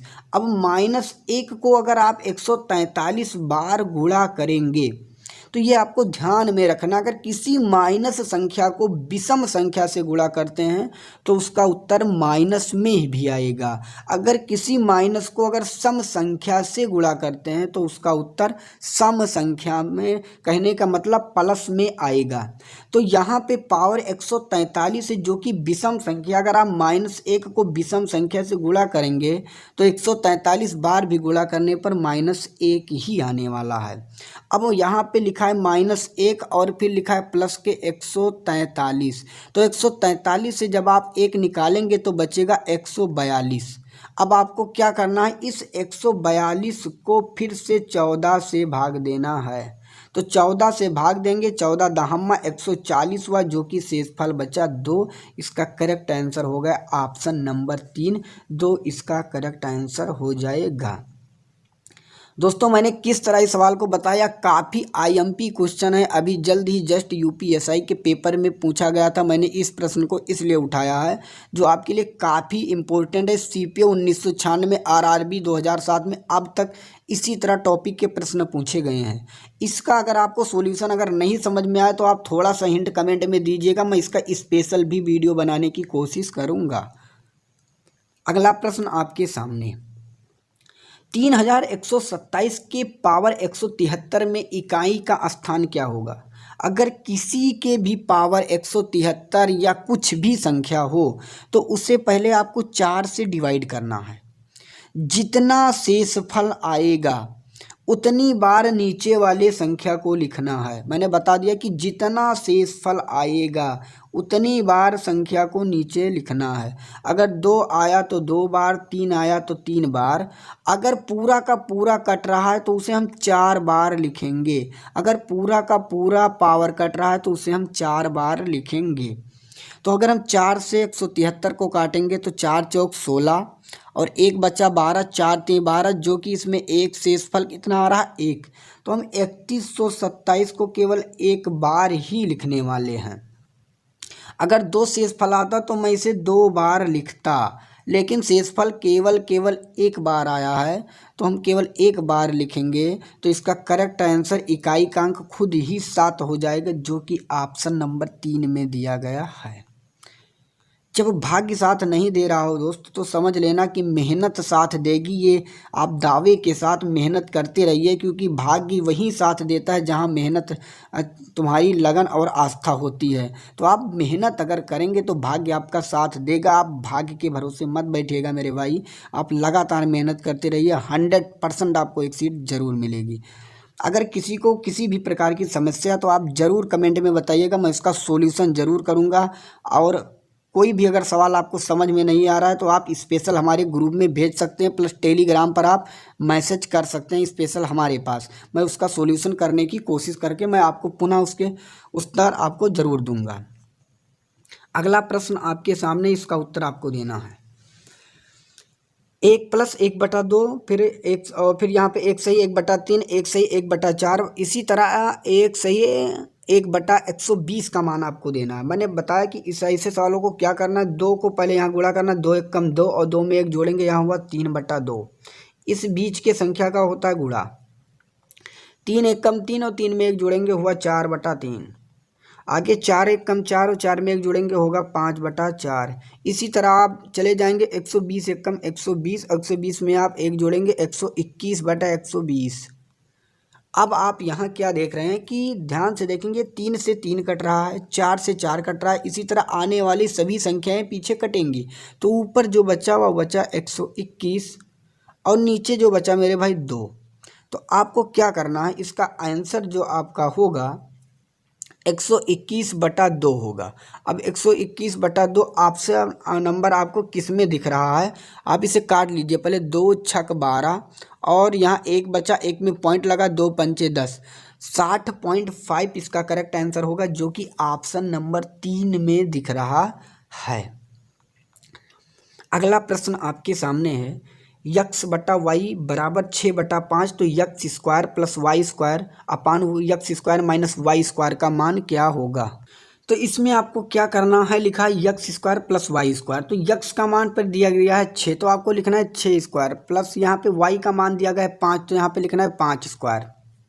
5 का स्क्वायर, और नीचे लिखा है यक्स का, तो यक्स का फिर लिखना है 6 स्क्वायर, माइनस लिखा है 5 स्क्वायर। बस 6 का आप स्क्वायर करेंगे 36 होगा, और 5 का करेंगे 25 होगा, नीचे 6 का 36 होगा और 25 होगा। बस कुछ नहीं करना, 36 25 अगर आप जोड़ रहे हैं तो 6 5 11 और 3 2 5 लगभग 61, और 36 से 25 निकाल रहे हैं तो 11, तो 61/11 इसका करेक्ट आंसर होगा, जो कि ऑप्शन नंबर आपके सामने 3 में दिया गया है। तो ऑप्शन नंबर 3 इसका करेक्ट आंसर हो जाएगा। असिस्टेंट ग्रेड 1997 में यह प्रश्न पूछे गए थे।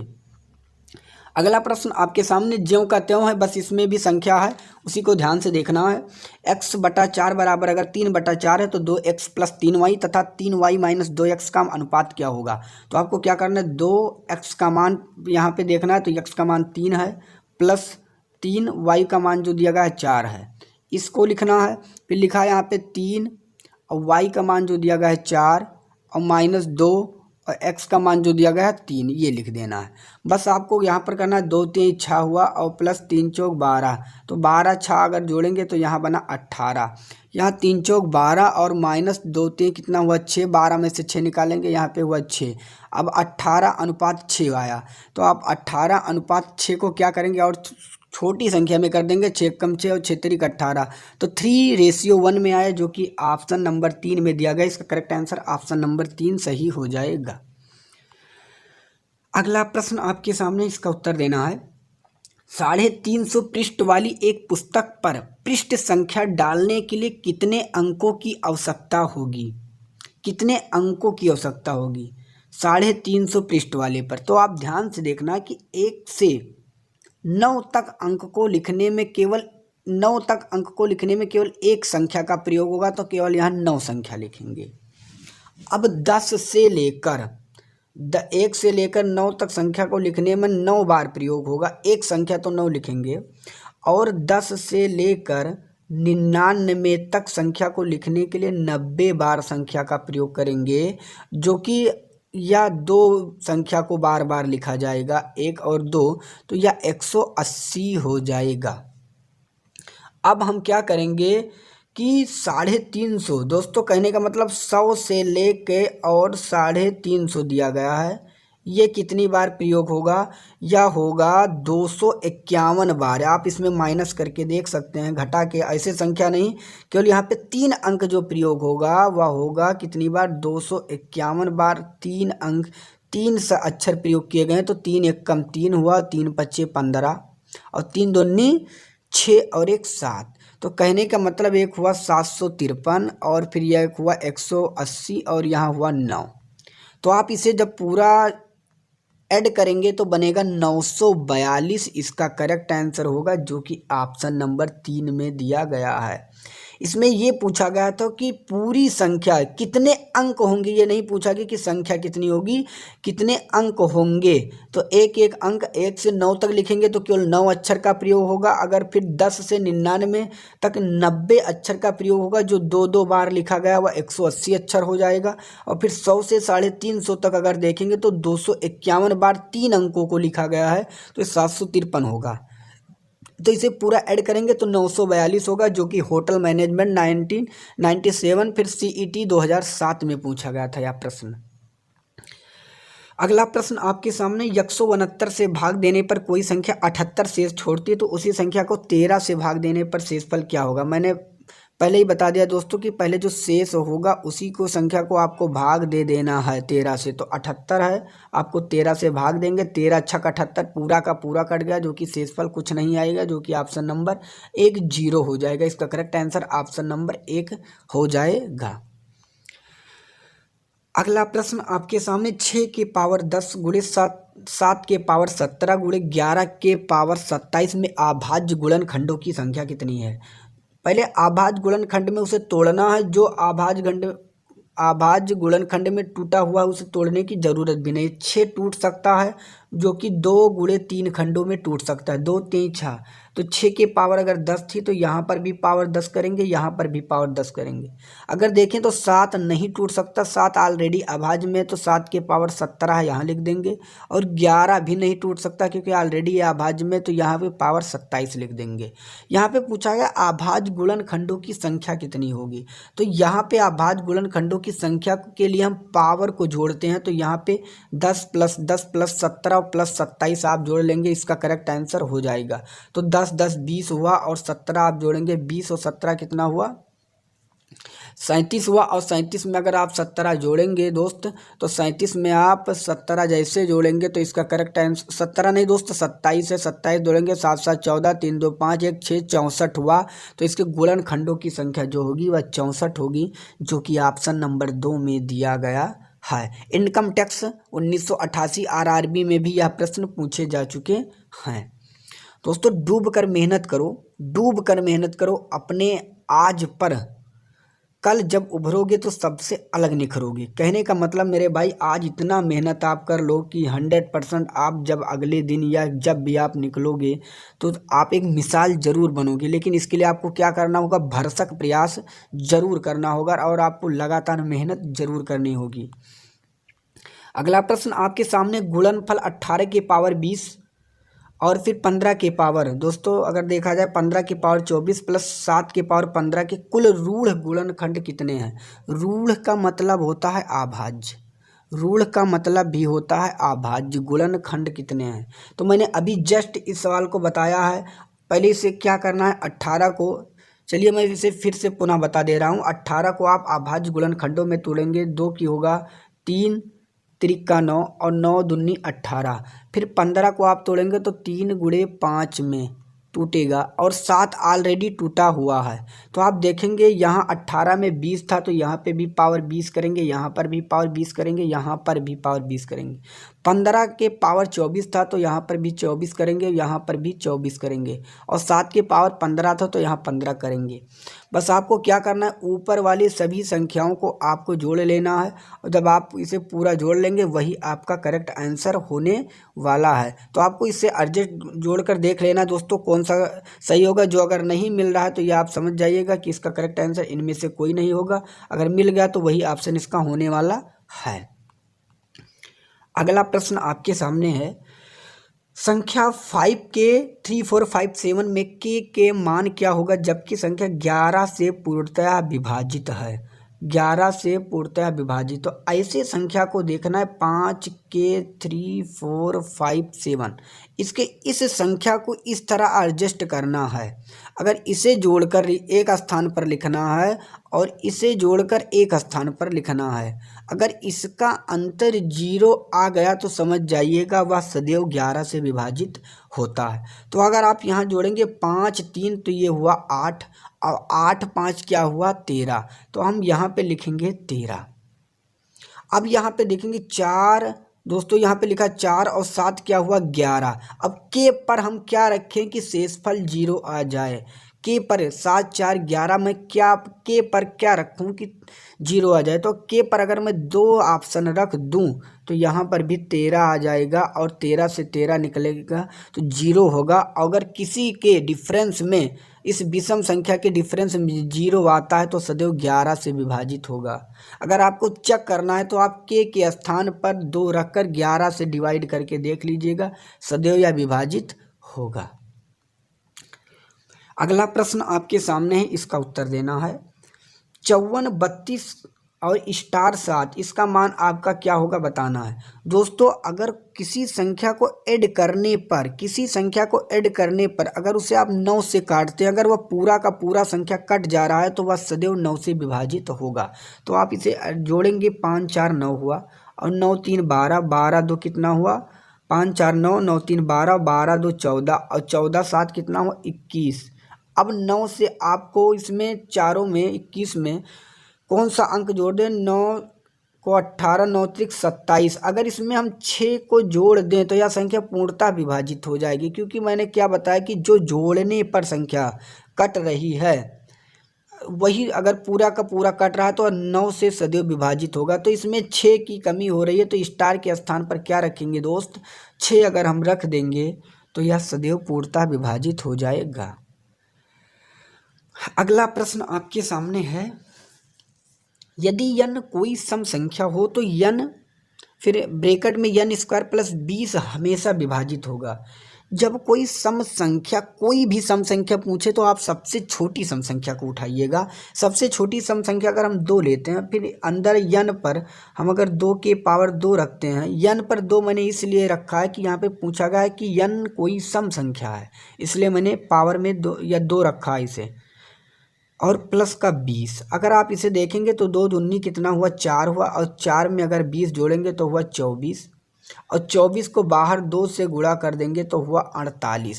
तो इसका करेक्ट आंसर हो जाएगा ऑप्शन नंबर 3, 48 से यह सदैव विभाजित होगा। इसका करेक्ट आंसर ऑप्शन नंबर 3 हो जाएगा। अगला प्रश्न आपके सामने है, यदि n कोई विषम संख्या हो तो n के पावर 1 n के पावर 2 माइनस 1 कैसे विभाजित होगा। तो ये भी विषम संख्या, सबसे छोटी संख्या हम उठाते हैं। तो सबसे छोटी संख्या यहाँ 1 ना उठाकर दोस्त हम यहाँ 3 उठाएंगे, क्योंकि सबसे छोटी संख्या 1 उठा लेंगे तो दिक्कत हो जाएगा, यहाँ से 1 से 1 कट जाएगी। तो सबसे छोटी संख्या अगर हम 3 रखते हैं, फिर यहाँ पे 3 का स्क्वायर माइनस 1 रखेंगे। आप 3 रख सकते हैं, 5 रख सकते हैं, 7 रख सकते हैं, 9 रख सकते हैं, कुछ भी आप करेंगे 100% आपका आंसर 1 ही आने वाला है, इसमें डरने की बात नहीं है। तो यहाँ पे 3 लिखेंगे, गुणे करेंगे, 3 त्रिक का 9 हुआ, 9 में से 1 निकालेंगे 8 हुआ, तो 8 त्रिक कितना आया 24, जो कि ऑप्शन नंबर 3 में दिया गया। इसका करेक्ट आंसर 24 सही हो जाएगा। अगला प्रश्न आपके सामने है, नए वर्ष के दिन 10 मित्रों में से प्रत्येक 10 मित्रों ने प्रत्येक को एक दूसरे को 10 रुपये भेंट करते हैं, तो इस प्रकार भेंट में दिए गए कुल धन कितने हैं। ऐसे सवाल अभी तक पूछे गए हैं कि 10 मित्र ने एक दूसरे से हाथ मिलाया तो कितने बार हाथ मिलेंगे, 10 मित्र ने एक दूसरे को गिफ्ट दिया तो कितनी बार गिफ्ट देंगे। अगर इस एक दूसरे को इस तरह पॉइंट अगर पूछा गया तो आपको कुछ करने की ज़रूरत नहीं, 10 है और उससे आप एक कम करके संख्या को लिख देंगे, 10 को 9 से करेंगे 90, इसका करेक्ट आंसर होगा, जो कि ऑप्शन नंबर 1 में दिया गया। अगर पूछा जाता नए वर्ष में एक दिन में 12 मित्र हैं तो कुछ भी करना नहीं, 12 लिखना होता, उसमें एक आप करके कम आप लिख देते हैं, उसका भी करेक्ट आंसर हो जाता। जो मैं आपको पॉइंट बता रहा हूँ, जो आपको नया दिख रहा है वो आप नोट्स में आप बनाते रहिएगा, जो आपके लिए काफ़ी फायदेमंद होगा। अगला प्रश्न आपके सामने लिखा है 77 77 77 के अगर आपको 11 से भाग देना, इसका उत्तर क्या होगा मेरे भाई। जब कोई संख्या पूरी की पूरी अगर कट जा रही है, जैसे 11 से 77 को काटेंगे 7 बार में, और फिर पुनः 2 संख्या को लिखने के लिए हम पहले 0 लिखेंगे, फिर 11 को 7 से काटेंगे 7 से, फिर पुनः मैं डबल संख्या को उतारने के लिए मैं 0 लिखूंगा, फिर 11 से 7 काट दूंगा। तो इसका करेक्ट आंसर होगा 70 70 7, जो कि 70,707 कहें, तो इसका करेक्ट आंसर होगा ऑप्शन नंबर 1 में दिया गया है। दोस्त इसमें अगर आपको मेहनत दिख रही हो, इतना अगर मेहनत आपको दिख रही हो, तो प्लीज़ हम आपसे एक रिक्वेस्ट करेंगे, वीडियो को अपने मित्र तक शेयर जरूर करना और कमेंट में बताना कि वीडियो आपको कैसी लगी, और प्लस में एक पॉजिटिव कमेंट भी जरूर आना चाहिए। अगर दोस्तों इसमें 3000 व्यू और प्लस के मैं आपको बता दूं कि 500 लाइक आया तो आपके लिए चैप्टर 2 जो कि 100 प्रश्नों का फिर आपके सामने होगा, वो आपके लिए एक रामबाण क्लास होने वाला है, और जिस तरह यह भी क्लास था।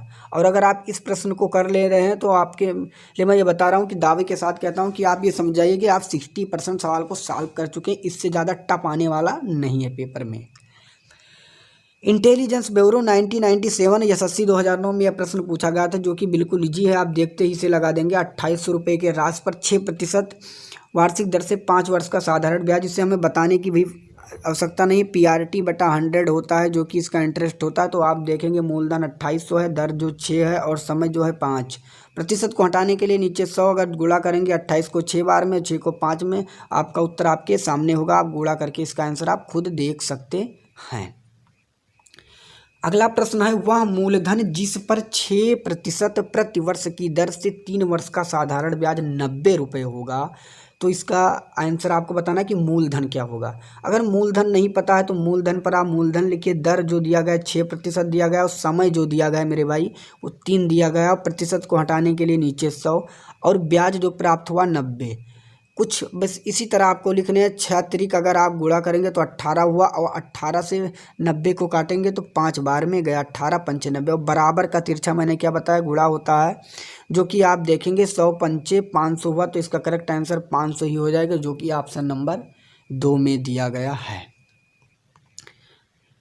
अगला प्रश्न आपके सामने, कोई धन साधारण ब्याज की एक निश्चित दर पर 3 वर्ष में 815 रुपये तथा 4 वर्ष में 854 रुपये हो जाता है, तो मूलधन क्या होगा। अब हम आपको बता दें, जो साधारण ब्याज होता है वह हर साल एक ही रेट में बढ़ता है। अगर एक साल 60 रुपये बढ़ा तो दूसरे साल भी 60 बढ़ेगा, और तीसरे साल भी 60 ही बढ़ने वाला है। इसलिए साधारण ब्याज हर साल एक ही रेट में बढ़ता है। अगर 3 वर्ष में उसे 815 मिले और 4 वर्ष में उसे 854 मिले, तो जब आपने यहाँ पे अंतर देखा तो 14 में से 5 निकाला 9, और यहाँ बच्चा 4 में से निकाला 3। कहने का मतलब आप देखेंगे ध्यान से कि 39 रुपये, और 4 से 3 निकालेंगे, एक वर्ष में उसका केवल 39 रुपये ही ब्याज बन रहा है। तो 3 वर्ष में उसे कितना ब्याज मिला होगा। 3 वर्ष में अगर देखेंगे तो 3 से गुणा करेंगे, 3 9 27, 7 और 3 त्रिका 9 2 11, 117 रुपये केवल ब्याज उसे मिला होगा। अगर 117 रुपये केवल ब्याज मिला, और जो पूरा का पूरा पैसा है वह दोस्त कितना है 815 रुपये। अगर 815 से आप 117 माइनस कर दे रहे हैं तो केवल यह मूलधन हो जाएगा। तो 15 से 7 निकालेंगे 8 बचा, और यहाँ दोस्त क्या बचा 10 से 1 निकालेंगे 9 बचा, और यहाँ पे बचा 7 में से 1 निकालेंगे 6, जो कि 698 में इसका करेक्ट आंसर हो जाएगा ऑप्शन नंबर 2 बिल्कुल सही हो जाएगा। इसका करेक्ट आंसर ऑप्शन नंबर 2 होगा। दोस्तों मैं बता दूं आपको कि आपको इसलिए जीतना है, या मुझे इसलिए जीतना है क्योंकि सब लोग क्या चाहते हैं कि मैं हार जाऊं, क्योंकि जो आपके करीबी ही होते हैं वही सोचते हैं कि मेरा मित्र सफल हो, और हर इंसान यही चाहता है कि तुम हार जाओ। इसलिए आपको हर हालत में जीतना है। मुझे इसीलिए ही जीतना है क्योंकि सब चाहते हैं मैं हार जाऊं, और हम ये होने नहीं देंगे, और हम हर हाल में मेहनत करके दिखाएंगे कि हम में भी कुछ दम है। इसलिए आप लगातार मेहनत करिए, और 100% आप इस बार अपने सपनों को साकार करिए मेरे भाई। अगर कोई भी समस्या तो आप ज़रूर कमेंट में बताइएगा, मैं उसका भी सोल्यूशन करने की कोशिश करूँगा जो हमारे लायक मदद में होगा। अगला प्रश्न आपके सामने, किस धन का 4% वार्षिक साधारण ब्याज की दर से 1/2 वर्ष में वही ब्याज होगा जो 5,000 रुपये का 5% वार्षिक साधारण ब्याज की दर से 3 वर्ष में हो जाएगा। इसमें 2 सवालों को एडजस्ट किया गया है। पहले हम क्या करेंगे, जो पीछे वाले संख्याएं दी गई इनको हम हल करेंगे, और इसमें देखेंगे ब्याज कितना प्राप्त होता है। फिर हम इसमें जो ऊपर वाला सवाल दिया उसको फिर हम करके इसका मूलधन निकालेंगे। तो 5,000 रुपये का 5% वार्षिक साधारण ब्याज की दर से 3 वर्ष का, पहले इसे निकाल लीजिएगा। जब आप इसे निकालते हैं 5,000 का 5 गुणे 3/100, तो इसका जो ब्याज होगा 25, 250, और 250 का लगभग 750 रुपये ब्याज आपको प्राप्त हुआ।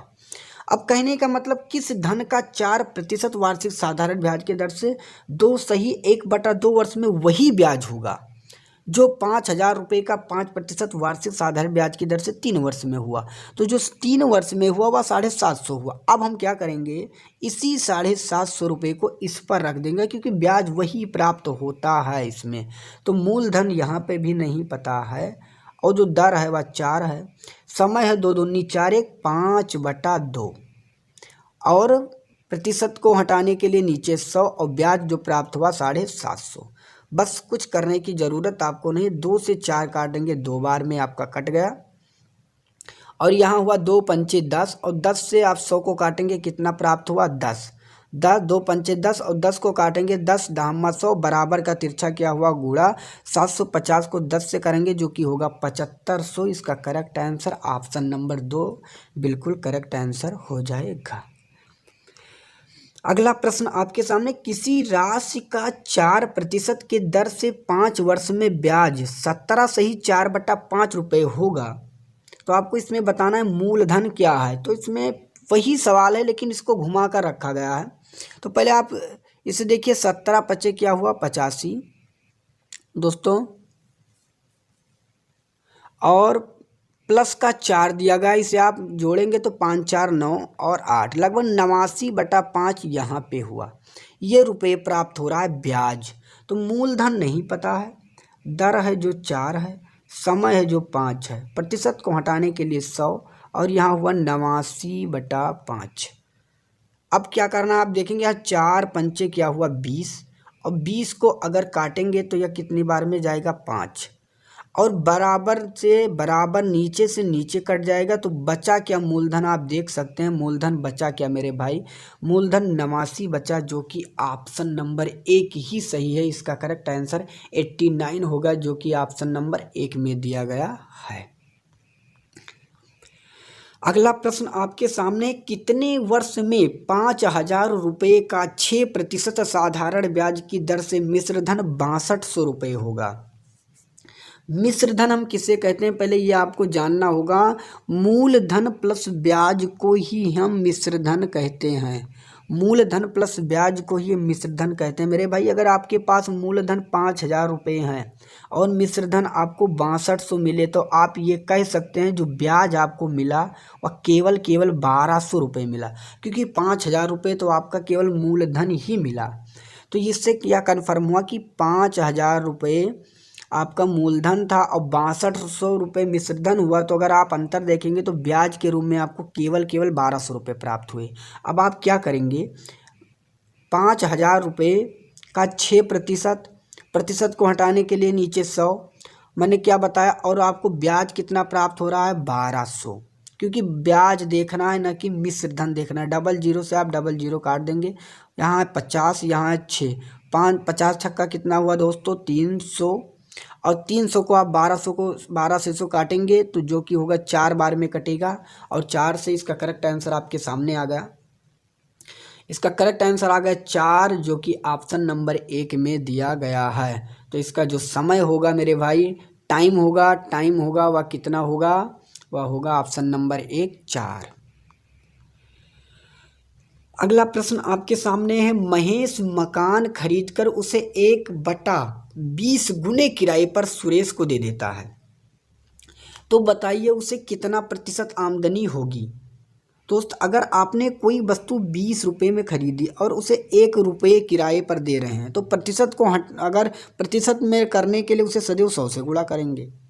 तो आप 20 को 100 से काटेंगे तो 5% का उसे आमदनी हर समय होगी। तो इसका करेक्ट आंसर हो जाएगा, जो कि ऑप्शन नंबर 2 बिल्कुल करेक्ट आंसर होगा। दोस्तों, इसका पीडीएफ भी आपको हमारे टेलीग्राम चैनल पर मिलेगा, जिसमें 5600 प्लस बच्चे जुड़े हैं। आप इसका पीडीएफ आप प्राप्त करके आप खुद इसका प्रैक्टिस सेट आप खुद करिए, और जहां पे अगर आपकी किसी को कोई समस्या हो तो आप बताइएगा, मैं इसका सॉल्यूशन पूरा बता दिया हूं। अगर कहीं पर भी अगर किसी को कोई समस्या है तो आप ज़रूर इसका स्पेशल आप स्क्रीनशॉट करके हमारे पास भेजिएगा, मैं इसका सॉल्यूशन फिर से पुनः करूँगा। आप लगातार मेहनत करते रहिएगा। आपसे बस एक छोटी सी रिक्वेस्ट है, वीडियो को जरूर अपने मित्र तक शेयर करिएगा। अगर मेरा चैनल धीरे धीरे ग्रो कर रहा है मेरे मित्र, जल्द से जल्द मैं आप लोगों के लिए इसी तरह से क्वेश्चन हर पॉइंट में, हिंदी का भी मैराथन आप लोगों के लिए लेकर आ रहा हूँ, प्लस जीके का भी मैराथन आप लोगों के लिए चल रही है, और प्लस अभी जस्ट यूपी जीके भी पूरा मैराथन खत्म हुई है। तो बस आप लोगों के लिए करंट अफेयर भी सभी क्लास चलेंगे चैप्टर वाइज। बस आप लोग बस थोड़ा सा सपोर्ट करते रहिएगा मेरे भाई। तो चलिए अगला प्रश्न देख लेते हैं। अगला प्रश्न आपके सामने, कोई धन कितने प्रतिशत वार्षिक ब्याज की दर से 15 वर्ष में तिगुना हो जाएगा। ध्यान से समझिएगा, तिगुना। तिगुना का मतलब होता है, कहने का मतलब आज तुम्हें मान लीजिए 100 रुपये किसी बंदे को आपने दिया, 100 रुपये किसी व्यक्ति को आपने दिया, और 15 वर्ष में तिगुना का मतलब वो आपको कितना रुपये दे दे, 300 रुपये दे दे, उससे कहते हैं तिगुना। अब आप समझिएगा, आपने 100 रुपये दिया, वह बंदा आपको 300 रुपये दे रहा है 15 वर्ष में, तो आपको ये तो कंफर्म हो गया कि 100 रुपये वह आपका दे रहा है, तो वह आप ब्याज के रूप में आपको कितना दे रहा है, 200 रुपये दे रहा है। अब आप ये सोच रहे होंगे कि मैंने 100 क्यों माना। 100 इसलिए मैंने माना कि 100 एक ईजी संख्या जो कि काटने में सबसे आसान है, इसलिए मैंने 100 माना। तो आप क्या करेंगे, हमें पूछा क्या है कि कोई धन मैंने क्या मान लिया 100, और दर क्या है दर नहीं पता तो मैंने आर लिख दिया, और समय कितना दिया गया है दोस्त, समय दिया गया 15 वर्ष, और ब्याज के रूप में तुम्हें प्राप्त कितना कितना होता है, केवल 200 रुपये। बस आप 00 से 00 यहाँ काट दीजिएगा, यहाँ 15 है, यहाँ 200 है, यहाँ 5 से काटेंगे 3 बार में दोस्तों, 5 3 15, और ये काटेंगे तो ये कटेगा 5 चौक 20, लगभग 40 बार में। अब 3 से अगर आप 40 को काटते हैं तो इसका आंसर जो आएगा वह होगा दोस्त 13 सही 1/3%, जो कि ऑप्शन नंबर 2 में दिया गया है। मैं आपको दिखा भी दे रहा हूँ काटने का तरीका। 3 से अगर काटेंगे तो 13 तिया 39 होगा और 1 बचेगा। तो यहाँ पे आप देखेंगे 13 सही 1/3% हो रहा है, जो कि ऑप्शन नंबर 2 में दिया गया है। अगला प्रश्न आपके सामने है, इसका उत्तर आपको देना है। A/3 बराबर B/4 बराबर C/7, तो A plus B plus C upon C का मान आपको बताना है। कुछ करने की ज़रूरत नहीं है। A का मान जो दिया गया है 3 यहाँ पे, तो 3 लिखिए, प्लस B देखिएगा B का मान 4 है तो 4 लिखिए, प्लस C देखिए C का मान 7 है तो 7 लिखिए, और बटा फिर लिखा गया है C, और C दिया गया है 7 तो 7 लिखिए। तो 4 3 हुआ 7 और 7 क्या हुआ 14, और 14 से आप 7 से काट देंगे, जो कि करेक्ट आंसर ऑप्शन नंबर 2 हो जाएगा। 2 इसका करेक्ट आंसर होगा, 7 दूनी 14। अगला प्रश्न आपके सामने, एक कक्षा में लड़कियों की संख्या लड़कों की संख्या से 12% अधिक है। एक कक्षा में लड़कों की संख्या लड़कियों की संख्या से 12% अधिक है, तो लड़कों की और लड़कियों का अनुपात क्या होगा, इसका आपको आंसर बताना है कि इसका करेक्ट आंसर क्या हो जाएगा। तो इसका उत्तर आप आसानी से दे सकते हैं। मैंने मान लिया कि लड़कों की संख्या लड़कियों की संख्या से 12% अधिक है, तो मैंने ये कह दिया कि अगर लड़कों की संख्या लड़कियों की संख्या से 12% अधिक है, अगर आप ध्यान से देखेंगे कि लड़कों की संख्या जो है लड़कियों की संख्या जो है 100 और लड़के 12% अधिक, का मतलब मैंने कितना कर दिया 112। अगर लड़के 12% अधिक मतलब 112 और लड़कियां 100, ये 12% अधिक हो गया। अनुपात पूछा गया तो 2 से आप इसे काट दीजिएगा 50 बार में, 2 से काटेंगे 2 पंचे 10 और 2 छक 12। अब इसे और छोटा कर दीजिए, 2 से काटेंगे 25 बार में और 2 से काटेंगे 28 बार में। इससे कम नहीं कटेगा, जो कि 28:25 हो जाएगा, जो कि ऑप्शन नंबर 4 में दिया गया है। ऑप्शन नंबर 4 इसका करेक्ट आंसर हो जाएगा। अगला प्रश्न आपके सामने है, कोई धन सलीम तथा रहीम में 4:3 के अनुपात में बांटा गया है। यदि रहीम का भाग 2400 रुपये हो तो कुल धन कितना था। 4:3 में ये था सलीम का भाग और ये था रहीम का भाग, लेकिन रहीम का भाग 3 अनुपात में है, रुपये जो दिया गया है 2400 है। 3 से अगर 2400 को काटेंगे तो ये 800 बार में गया। अब क्या करेंगे, पूछा गया कुल रुपये कितने हैं, तो यहाँ पे 4 यहाँ पे 3 और 4 3 कितना हुआ 7, और 800 से अगर आप गुणा करेंगे तो होगा 5600। तो इसका करेक्ट आंसर होगा ऑप्शन नंबर 1, कुल रुपये जो बनेंगे वो 5600 बनेंगे, इसका करेक्ट आंसर हो जाएगा। अगला प्रश्न आपके सामने है, राजू ने एक दिन एक किताब का 3/8 हिस्सा पढ़ा, बाकी का मतलब होता शेष किताब को 4/5 हिस्सा दूसरे दिन पढ़ा। अब किताब के 30 पृष्ठ शेष बच गए, तो यह बताइए कि किताब में कुल पृष्ठ कितने थे। ऑलरेडी मैं यह क्वेश्चन अभी शायद स्टार्टिंग में मैं इसे करवा चुका हूँ। इसका उत्तर आप देख लीजिएगा, शायद 2 बार क्वेश्चन आ गया था। इसका उत्तर मैंने बताया था 240 होने वाला था, मैंने इसका लासा लिया था, इसलिए इस सवाल को आप आराम से करिएगा। ये दूसरे टाइप में छपा है, वहाँ पे शेष था और यहाँ पे बाकी लिखा है। सेम सवाल है, आप जाकर देख लीजिएगा इसका करेक्ट आंसर। इसमें ऑलरेडी मैं पहले इसे पढ़ा चुका हूँ। अगला प्रश्न आपके सामने सीताराम अपने कुल धन का 1/4 भाग भोजन पर खर्च करता है, बाकी का 1/2, बाकी का मतलब होता है शेष का 1/2 भाग कपड़े खरीदता है। अंत में उसके पास 300 रुपये बच जाते हैं, तो उसके पास शुरू में कितना धन था? आप क्या करेंगे, तो 2 और 4 का मैंने क्या बताया, लासा लीजिएगा। 2 4 का लासा होगा आपका, 2 4 का जो लासा होगा मेरे भाई वह होगा 4। अब पूछा जा रहा है सीताराम अपने कुल धन का 1/4 भोजन पर, तो हम भोजन पर अगर देखें तो वह 1/4 का अगर मैंने लासा कुल माना 4, तो 4 से 4 काटेंगे तो भोजन पर उसने कितना खर्च किया, 1 रुपये। अगर भोजन पर उसने 1 रुपये खर्च किया और कुल 4 था तो बचा उसके पास कितना, 3 रुपये। अब 3 रुपये का वह 1/2 भाग कपड़े पर करता है, तो कपड़ा पर दोस्तों 3 रुपये बचा, 1/2 भाग, कहने का मतलब 1.5 रुपये अगर काटेंगे तो बचेगा 1.5। यहाँ पर उसने 1 रुपये खर्च किए, यहाँ पर उसने 1.5 रुपये खर्च किए, तो खर्च उसने ऑल ओवर कितने किए, 2.5 रुपये।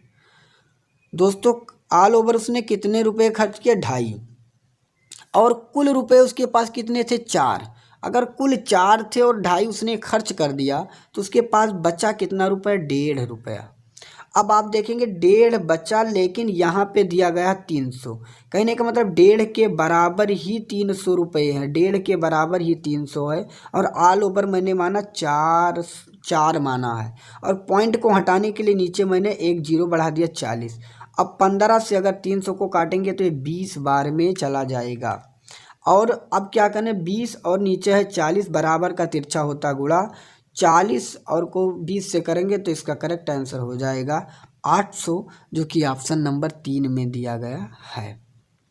दोस्तों उत्तर प्रदेश पुलिस 2022 में जो आपका असिस्टेंट ऑपरेटर, हेड ऑपरेटर के लिए क्लास चलाई जा रही है, उसके लिए भारतीय इतिहास का आपके लिए एक महामैराथन, अभी तक जो प्रश्न सभी पूछे गए उसका क्लास चल चुका है, जो कि 15 को चला है दोस्तों, 15 फरवरी को शाम को 7:30 बजे। अगर आप उस वीडियो को देखना चाहते हैं तो नीचे डिस्क्रिप्शन में लिंक दे दूंगा। अगर आप उस भारतीय इतिहास को देख लेते हैं तो आपका मैं 100% दावे के साथ कहता हूं एक भी प्रश्न आपका इतिहास से नहीं छूटने वाला है, जिसमें लगभग 500 क्वेश्चन को कवर किया गया है, और हर पेपर के दृष्टि को देखते हुए। तो अगर आप उसको भी देखना चाहते हैं तो नीचे डिस्क्रिप्शन में लिंक है, आप जाकर उसे आसानी से देख सकते हैं और उसका हल भी देख सकते हैं। उसका PDF भी आपको हमारे टेलीग्राम चैनल पर मिल जाएगा। अगला प्रश्न आपके सामने,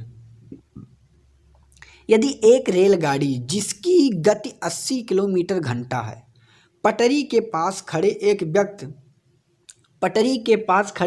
पेड़ को 9 सेकंड में पार कर जाती है, तो रेलगाड़ी की लंबाई बताओ। 80 किलोमीटर घंटा है एक ट्रेन की। अब आपको बता दे दोस्त कि अगर किसी भी ट्रेन को अगर सेकंड में ज्ञात करना है, सेकंड में अगर उसे ज्ञात करना है तो उसे आप कितने में गुणा करना है, 5/18 से गुणा करना है उसे, 5/18 से। अगर किसी किलोमीटर को सेकंड में ज्ञात करना है तो उसे सदैव 5/18 से गुणा करना है। और वह कितने सेकंड में पार कर जाता है, 9 सेकंड में पार कर जाता है।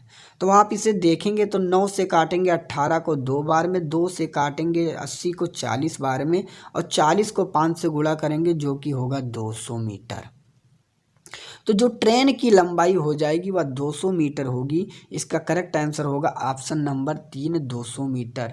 दोस्त किसी भी ट्रेन वाले पेपर क्वेश्चन में न पेड़ और आदमी की लंबाई कभी भी नहीं गिनी जाती, आपको ध्यान में रखना है। तो इसका जो करेक्ट आंसर होगा ऑप्शन नंबर 3, 200 मीटर हो जाएगा। अगला प्रश्न आपके सामने, 90 किलोमीटर घंटा की गति से चलती हुई 120 मीटर लंबी एक रेलगाड़ी उसी दिशा में 72 किलोमीटर घंटा की गति से जाती हुई एक अन्य रेलगाड़ी को 50 सेकंड में पूरा पार कर जाती है, तो दूसरी रेलगाड़ी की लंबाई बताओ। दोस्तों मैं आपको बता दूं, अगर ट्रेन एक ही दिशा में दोनों चल रही हैं तो उनका जो डिस्टेंस दोस्तों, उनके जो किलोमीटर होगा वह सदैव माइनस किया जाएगा, सदैव घटाया जाएगा। अगर सदैव ट्रेन एक दूसरे के विपरीत आ रही आमने सामने तो उनका जो किलोमीटर होगा वह जोड़ा जाएगा। ये आपको पहले याद होना चाहिए। अगर 90 किलोमीटर घंटा की गति से एक जा रही है और 72 किलोमीटर घंटा की गति से उसी दिशा में जा रही है, तो जब आप 90 और 72 एक ही दिशा में चल रही है तो इसका अगर अंतर आप देखेंगे तो वह होगा 18 किलोमीटर। अब आप क्या देखेंगे कि हमने बताया कि मीटर सेकंड में बदलने के लिए आपको 5/18 से गुणा करना है और वह पार कितने समय में करती है, 50 सेकंड में। यहाँ पर 50 भी आपको गुणा कर देना है। अब 18 से 18 आपका कट जाएगा और 50 को 5 से गुणा करेंगे तो होगा 250 मीटर। अब 250 मीटर होगा। अगर दोनों ट्रेन चल रही हैं, दोनों ट्रेनों की लंबाई हो गई 250 मीटर और एक ट्रेन 120 है, यहाँ पे दिया गया है। एक ट्रेन अगर 120 है तो दूसरी ट्रेन कितनी हो जाएगी, वह हो जाएगी 130। जब आप इसे माइनस करेंगे 120 को तो बनेगा 130, जो कि ऑप्शन नंबर 3 में दिया गया है। अगला प्रश्न आपके सामने, इसका उत्तर आपको देना है। एक रेलगाड़ी की गति 45 किलोमीटर घंटा है और दूसरी रेलगाड़ी की गति 10 मीटर सेकंड है, तो उनकी गति का अनुपात बताओ। तो पहला तो 45 किलोमीटर घंटा, इनको आपको टच नहीं करना, और जो 10 मीटर सेकंड चल रहा है इसे हमें घंटे में बदलना है। तो इसे घंटे में बदलने के लिए हम क्या करेंगे मेरे भाई, ये समझिएगा कि अगर किसी को घंटे में बदलना है तो उसे क्या करना होगा, आपको 18/5 से गुणा करना होगा। अगर किसी को मीटर सेकंड में बदलना है तो उसे 5/18 से गुणा करना होगा। तो यहाँ पे हमें घंटे में बदलना है तो इसे हम करेंगे 18/5 से। 5 से हम 10 को काटेंगे 2 बार में, 18 को 2 से गुणा करेंगे 36 आएगा। तो जो दूसरी ट्रेन चल रही है वह 36 किलोमीटर घंटा चल रही है। पहली 45 और दूसरी 36।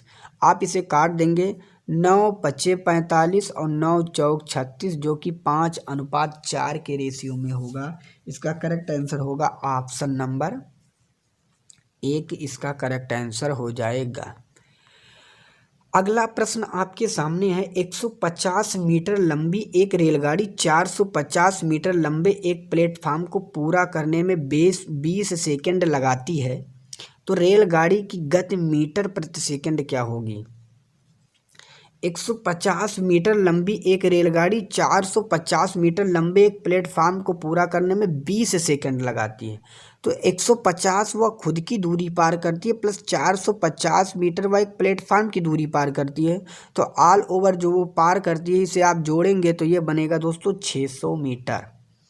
600 मीटर को पूरा पार करने में उसे 20 सेकंड लगते हैं। अगर आप इसे काट देंगे तो यह बचेगा, आएगा 30। तो वह 1 सेकंड में जो उसकी दूरी है वह होगी 30 मीटर, जो कि ऑप्शन नंबर 3 में दिया गया है। ऑप्शन नंबर 3 में दिया गया है। अगला प्रश्न आपके सामने है, इसका उत्तर आपको देना है। एक 130 मीटर लंबी रेलगाड़ी एक पुल को 90 किलोमीटर घंटा की गति से चलते हुए 21 सेकंड में पार करती है, तो पुल की लंबाई क्या होगी। 90 किलोमीटर घंटा, मैंने कहा कि मीटर सेकंड में बदलने के लिए, मीटर सेकंड में बदलने के लिए सदैव 5/18 से गुणा करेंगे। और दोस्तों वह कितने समय में पार करती है, 21 में, तो यहाँ हम 21 भी लिखेंगे। अब क्या होगा, 18 से मैं यहाँ पे लिख दे रहा हूँ 90 किलोमीटर घंटा, इसे हमें बदलने के लिए मैं क्या करूँगा, 5/18 से गुणा और प्लस 21 सेकंड में ये पार करती है, तो यहाँ पे गुणा 21। तो 18 से 90 को काटेंगे 5 बार में, 5 को 5 से गुणा करेंगे 25 और 25 को 21 से गुणा कर देंगे, जो आप चेक कर सकते हैं। 25 से कम 25 के 5, हासिल लाइन 2, 25 दूना 50 और 50 2 52। कितनी दूरी हुई दोस्तों, 525 मीटर। अब आप यहाँ पे देखेंगे ट्रेन की केवल लंबाई 130 मीटर है, तो आप 130 मीटर माइनस कर दीजिए और ऑल ओवर पुल की लंबाई बच जाएगी पूरा की पूरी। तो 5 और 12 से 3 निकालेंगे, यहाँ बचा 9 और यहाँ बचा 4 से 1 निकालेंगे 3, तो 395 मीटर जो होगी वह पुल की लंबाई होगी। तो इसका जो आंसर होगा वो ऑप्शन नंबर 2 सही हो जाएगा। मेरे भाई इसमें अगर आपको मेहनत दिख रही हो इस वीडियो में, तो आपसे बस एक छोटी सी रिक्वेस्ट है कि प्लीज़ वीडियो को अपने मित्र तक ज़रूर शेयर करना। अगर आप शेयर करेंगे, इसमें 3000 व्यू प्लस 500 लाइक आते हैं और अच्छा कमेंट भी आता है, तो आप ज़रूर से, मैं आपके लिए बता रहा हूँ दावे के साथ, एक एक प्रश्न मैं चुन चुन कर लाऊंगा जो आपके लिए रामबाण साबित होगा। बस आप लोगों का थोड़ा सपोर्ट चाहिए। अगर आप लोगों का सपोर्ट बना रहा तो मैं इसी तरह वीडियो आप लोगों के लिए लाता रहूँगा दिन रात मेहनत करके। दोस्त बस आप लोग भरसक प्रयास कीजिएगा और थोड़ा सा हमारा भी सपोर्ट कीजिएगा। अपने मित्र तक ज़रूर शेयर करना मेरे मित्र। अगला प्रश्न आपके सामने है, इसका उत्तर आपको देना है। जब 2 रेलगाड़ी एक ही दिशा में क्रमशः 90 किलोमीटर घंटा तथा 70 किलोमीटर घंटा की गति से जा रही हैं, तो यदि तेज रेलगाड़ी सुस्त रेलगाड़ी में बैठे एक व्यक्ति को 36 सेकंड में पार कर जाती है, तो रेलगाड़ी की लंबाई ज्ञात करना है। तो जब 2 रेलगाड़ी एक ही दिशा में, मैंने क्या बताया दोस्त, जब कोई ट्रेन एक ही दिशा में चलती है तो सदैव उसके जो किलोमीटर घंटे होते हैं वो सदैव माइनस किए जाते हैं।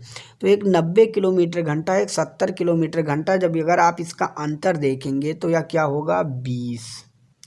और मैंने क्या बताया, मीटर सेकंड में, मीटर में सवाल पूछा गया तो मीटर सेकंड में बदलने के लिए आपको 5/18 से गुणा करना है। और कुल दूरी वह कितने समय में पार करता है 36 में, तो यहाँ पे आपको 36 लिखना है। तो बस आप काटेंगे, इसे 18 से 36 को काट देंगे 2 बार में, और 20 पंचे कितना हुआ 100, और 100 को 2 से करेंगे गुणा तो होगा 200। तो यहाँ पे पूछा गया है कि तेज रेलगाड़ी की लंबाई ज्ञात करना है। तो तेज रेलगाड़ी की जो लंबाई होगी वह होगी दोस्त 200 मीटर। इसका करेक्ट आंसर हो जाएगा, जो कि ऑप्शन नंबर 3 में दिया गया है। 200 मीटर इसका करेक्ट आंसर होगा। अगला प्रश्न आपके सामने, यदि एक रेलगाड़ी 162 मीटर लंबे स्टेशन को 18 सेकंड में तथा 120 मीटर लंबे स्टेशन को 15 सेकंड में पार कर जाती है, तो गाड़ी की लंबाई कितने मीटर होगी। 162 मीटर स्टेशन को 18 सेकंड में, तो यहाँ पे लिखिए आप 162 मीटर को वह 18 सेकंड में पार करता है। यहाँ पे 120 मीटर को वह 15 सेकंड में पार करता है। ध्यान से समझिएगा, यहाँ पे देखिए अंतर अगर इसका आप देखेंगे तो ये बन रहा है अंतर 42, और यहाँ पे अंतर देखिएगा तो यहाँ अंतर बन रहा है 3। कहने के मतलब अगर आप काट दे रहे हैं तो यहाँ पे 1 सेकंड जो होगा, 3 1 कम 3 और 3 चौक 12, कहने का मतलब 1 सेकंड में वह 14 मीटर चल रहा है। 1 सेकंड में वह 14 मीटर चल रहा है। अगर वह 1 सेकंड में 14 मीटर चल रहा है, तो 18 सेकंड में अगर हम देखें 18 सेकंड में, तो 18 को हम 14 से गुणा करेंगे तो आप देखेंगे 18 चौक कितना हुआ 72 के 2 हासिल 7, 18 एकम 18 और 18 7 हुआ 25, कितना हुआ 252 मीटर। असल में 18 सेकंड में वो चल कितना रहा है लंबे स्टेशन पर 162। तो आप क्या करेंगे 252 से 162 अगर आप माइनस करेंगे तो 15 से 6 निकालेंगे, 9 बचेगा, कट जाएगा, 90 मीटर आएगा। जो गाड़ी की लंबाई होगी 90 मीटर हो जाएगी। इसका करेक्ट आंसर ऑप्शन नंबर 3 हो जाएगा। उत्तर प्रदेश पुलिस असिस्टेंट ऑपरेटर तथा हेड ऑपरेटर की प्रैक्टिस सेट अगली बार कराई गई थी, जिसमें हमारे 5 टॉपर आए थे, जिसमें शिवांगी सिंह फर्स्ट पे आई थी, अंशु सिंह सेकंड पे आए थे, वीर जी कुशवाहा थर्ड पे आए थे, विशाल यादव फोर्थ पे और वर्षा 5th रैंक पर आई थी, जिसमें से टॉप 10 का भी नाम लिया गया था। उसके लिए स्पेशल वीडियो बनाई गई थी। इस बार टेस्ट जल्द से जल्द होने वाला है। आपको बताया जाएगा कि किस दिन टेस्ट होने वाला है। इस टेस्ट में आप लोग जरूर भाग दें। टाइम टू टाइम टेस्ट होगा, उसमें आपको आंसर समय पर देना होगा। उसमें जो टॉप करेगा उसका वीडियो अलग से बनाया जाएगा, उसे कम्युनिटी पर भी डाला जाएगा, उसका फ़ोटो भी दिखाया जाएगा, हर चीज़ किया जाएगा। बस आप लोग जोश के साथ मेहनत करते रहिए। इस बार पेपर थोड़ा टफ बनेगा जो आपके लिए काफ़ी रामबाण साबित होगा। अगर उस टेस्ट में आपका अच्छे से अच्छे नंबर आ रहे हैं तो यह समझिएगा आप बिल्कुल सिलेक्शन के करीब पहुँच रहे हैं। दोस्तों अगला प्रश्न आपके सामने है, √12 प्लस √12 प्लस √12 ये इन्फिनाइट तक चला गया, इसे इन्फिनाइट कहते हैं, तो इसका मान क्या होगा। ऐसी सवालों को ऐसी संख्या से गुणा करना है, ऐसे संख्या से गुणा करना है जिसका अंतर क्या आए, जिसका अंतर 1 आए। तो अगर हम 3 को गुणा करते हैं तो ये 12 भी बनेगा और इसका अंतर भी 1 आने वाला है। और अगर यहाँ पे प्लस दिया गया है तो बड़ी वाली संख्या आंसर होगा, अगर यहाँ माइनस दिया जाता तो छोटे वाली संख्या आंसर होता। तो यहाँ पे प्लस दिया गया है तो इसका करेक्ट आंसर बड़ी वाली संख्या होगी, जो कि ऑप्शन नंबर 4 दिया गया है। इसका करेक्ट आंसर ऑप्शन नंबर 4 हो जाएगा। अगला प्रश्न आपके सामने है और ये आज का लास्ट प्रश्न रहा दोस्त। और इस लास्ट प्रश्न को बताने से पहले मैं आपसे बार बार रिक्वेस्ट एक करूँगा कि मित्र, अगर ये क्लास आपको अच्छी लगी है तो प्लीज़ अपने मित्र तक ज़रूर शेयर करना एक बार। और इसमें मैं ज़्यादा नहीं 3000 व्यू प्लस अगर 500 लाइक इस वीडियो में आते हैं तो दूसरी क्लास भी इसी तरह आपको मिलने वाली है, क्योंकि आप लोगों का प्यार और सपोर्ट ही हमारे लिए मोटिवेशन है। तो आप प्लीज़ इस वीडियो को शेयर ज़रूर करना और एक पॉजिटिव कमेंट ज़रूर करना कि ये वीडियो आपको कैसी लगी। मैंने बहुत मेहनत करके इस वीडियो आपके लिए बनाई है, तो रात भर दोस्तों मैंने जाकर इस वीडियो को बनाई, प्लीज़ इसलिए आप ज़रूर सपोर्ट करिएगा। और मैंने लगभग 95 में से 100 के करीब मैंने क्वेश्चन को करवा दिया जो आपके लिए काफ़ी इंपॉर्टेंट है। वही प्रश्न थे आपने देखा कि जो कहीं ना कहीं पेपर में पूछे गए थे। और अगर आप लोग मेहनत और सपोर्ट हमारे लिए भी करेंगे तो ज़रूर है कि आप लोगों के लिए ये सीरीज़ ज़रूर चलते रहेगी। लगभग 5 से 10 सीरीज में इसी तरह सवाल का लेकर आऊँगा जो आपके लिए काफ़ी फ़ायदेमंद एक टेबलेट की तरह काम करने वाला है। तो दोस्त अब आपसे बस यही छोटी सी रिक्वेस्ट, आप एक पॉजिटिव कमेंट ज़रूर करिएगा और बताइएगा कि ये क्लास आपको कैसी लगी। तो लास्ट प्रश्न है आपके सामने, इसका उत्तर आपको देना है। तो दोस्त इस तरह अगर आपके सामने सवाल दे दिया जाए तो आपको कुछ नहीं करना, आगे वाले संख्या को उठाना है 1/1 और सबसे लास्ट वाले संख्या को उठाना है दोस्त जो लिखा है 1/6 और इसका आपको अंतर कर देना है, एक अंतर कर देना है। तो 1 छाका लासा लेंगे 6 होगा, 1 से 6 को काटेंगे 6 कम 6, 6 से 6 काटेंगे, एक बार में आया तो 1 1 कम 1। तो इसका जो आंसर आया हुआ होगा 5/6, आप माइनस करेंगे तो होगा 5/6। इसका करेक्ट आंसर होगा ऑप्शन नंबर 4। तो दोस्तों ये थी आज के लास्ट प्रश्न। आशा करता हूँ वीडियो आपको पसंद आया होगा। अगर पसंद आया दोस्तों आप कमेंट बॉक्स में ज़रूर बताना। और इसका PDF भी आपको हमारे टेलीग्राम चैनल पर मिलेगा जिसपे 5600 प्लस बच्चे जुड़े हुए हैं और इसका ग्रुप भी है। ग्रुप में भी बच्चे जल्द से जल्द एक नया ग्रुप भी बनेगा, उसमें हम बच्चों को एडजस्ट करेंगे। और बस आप लोग लगातार मेहनत करते रहिएगा, क्योंकि इस बार आपको एक सीट जरूर लेनी है, अपने लिए ना सही तो अपने माता पिता के लिए जरूर। बस आप लोग लगातार मेहनत करते रहिएगा। मिलेंगे एक दूसरे नेक्स्ट वीडियो में, तब तक के लिए जय हिंद, जय भारत, वंदे मातरम।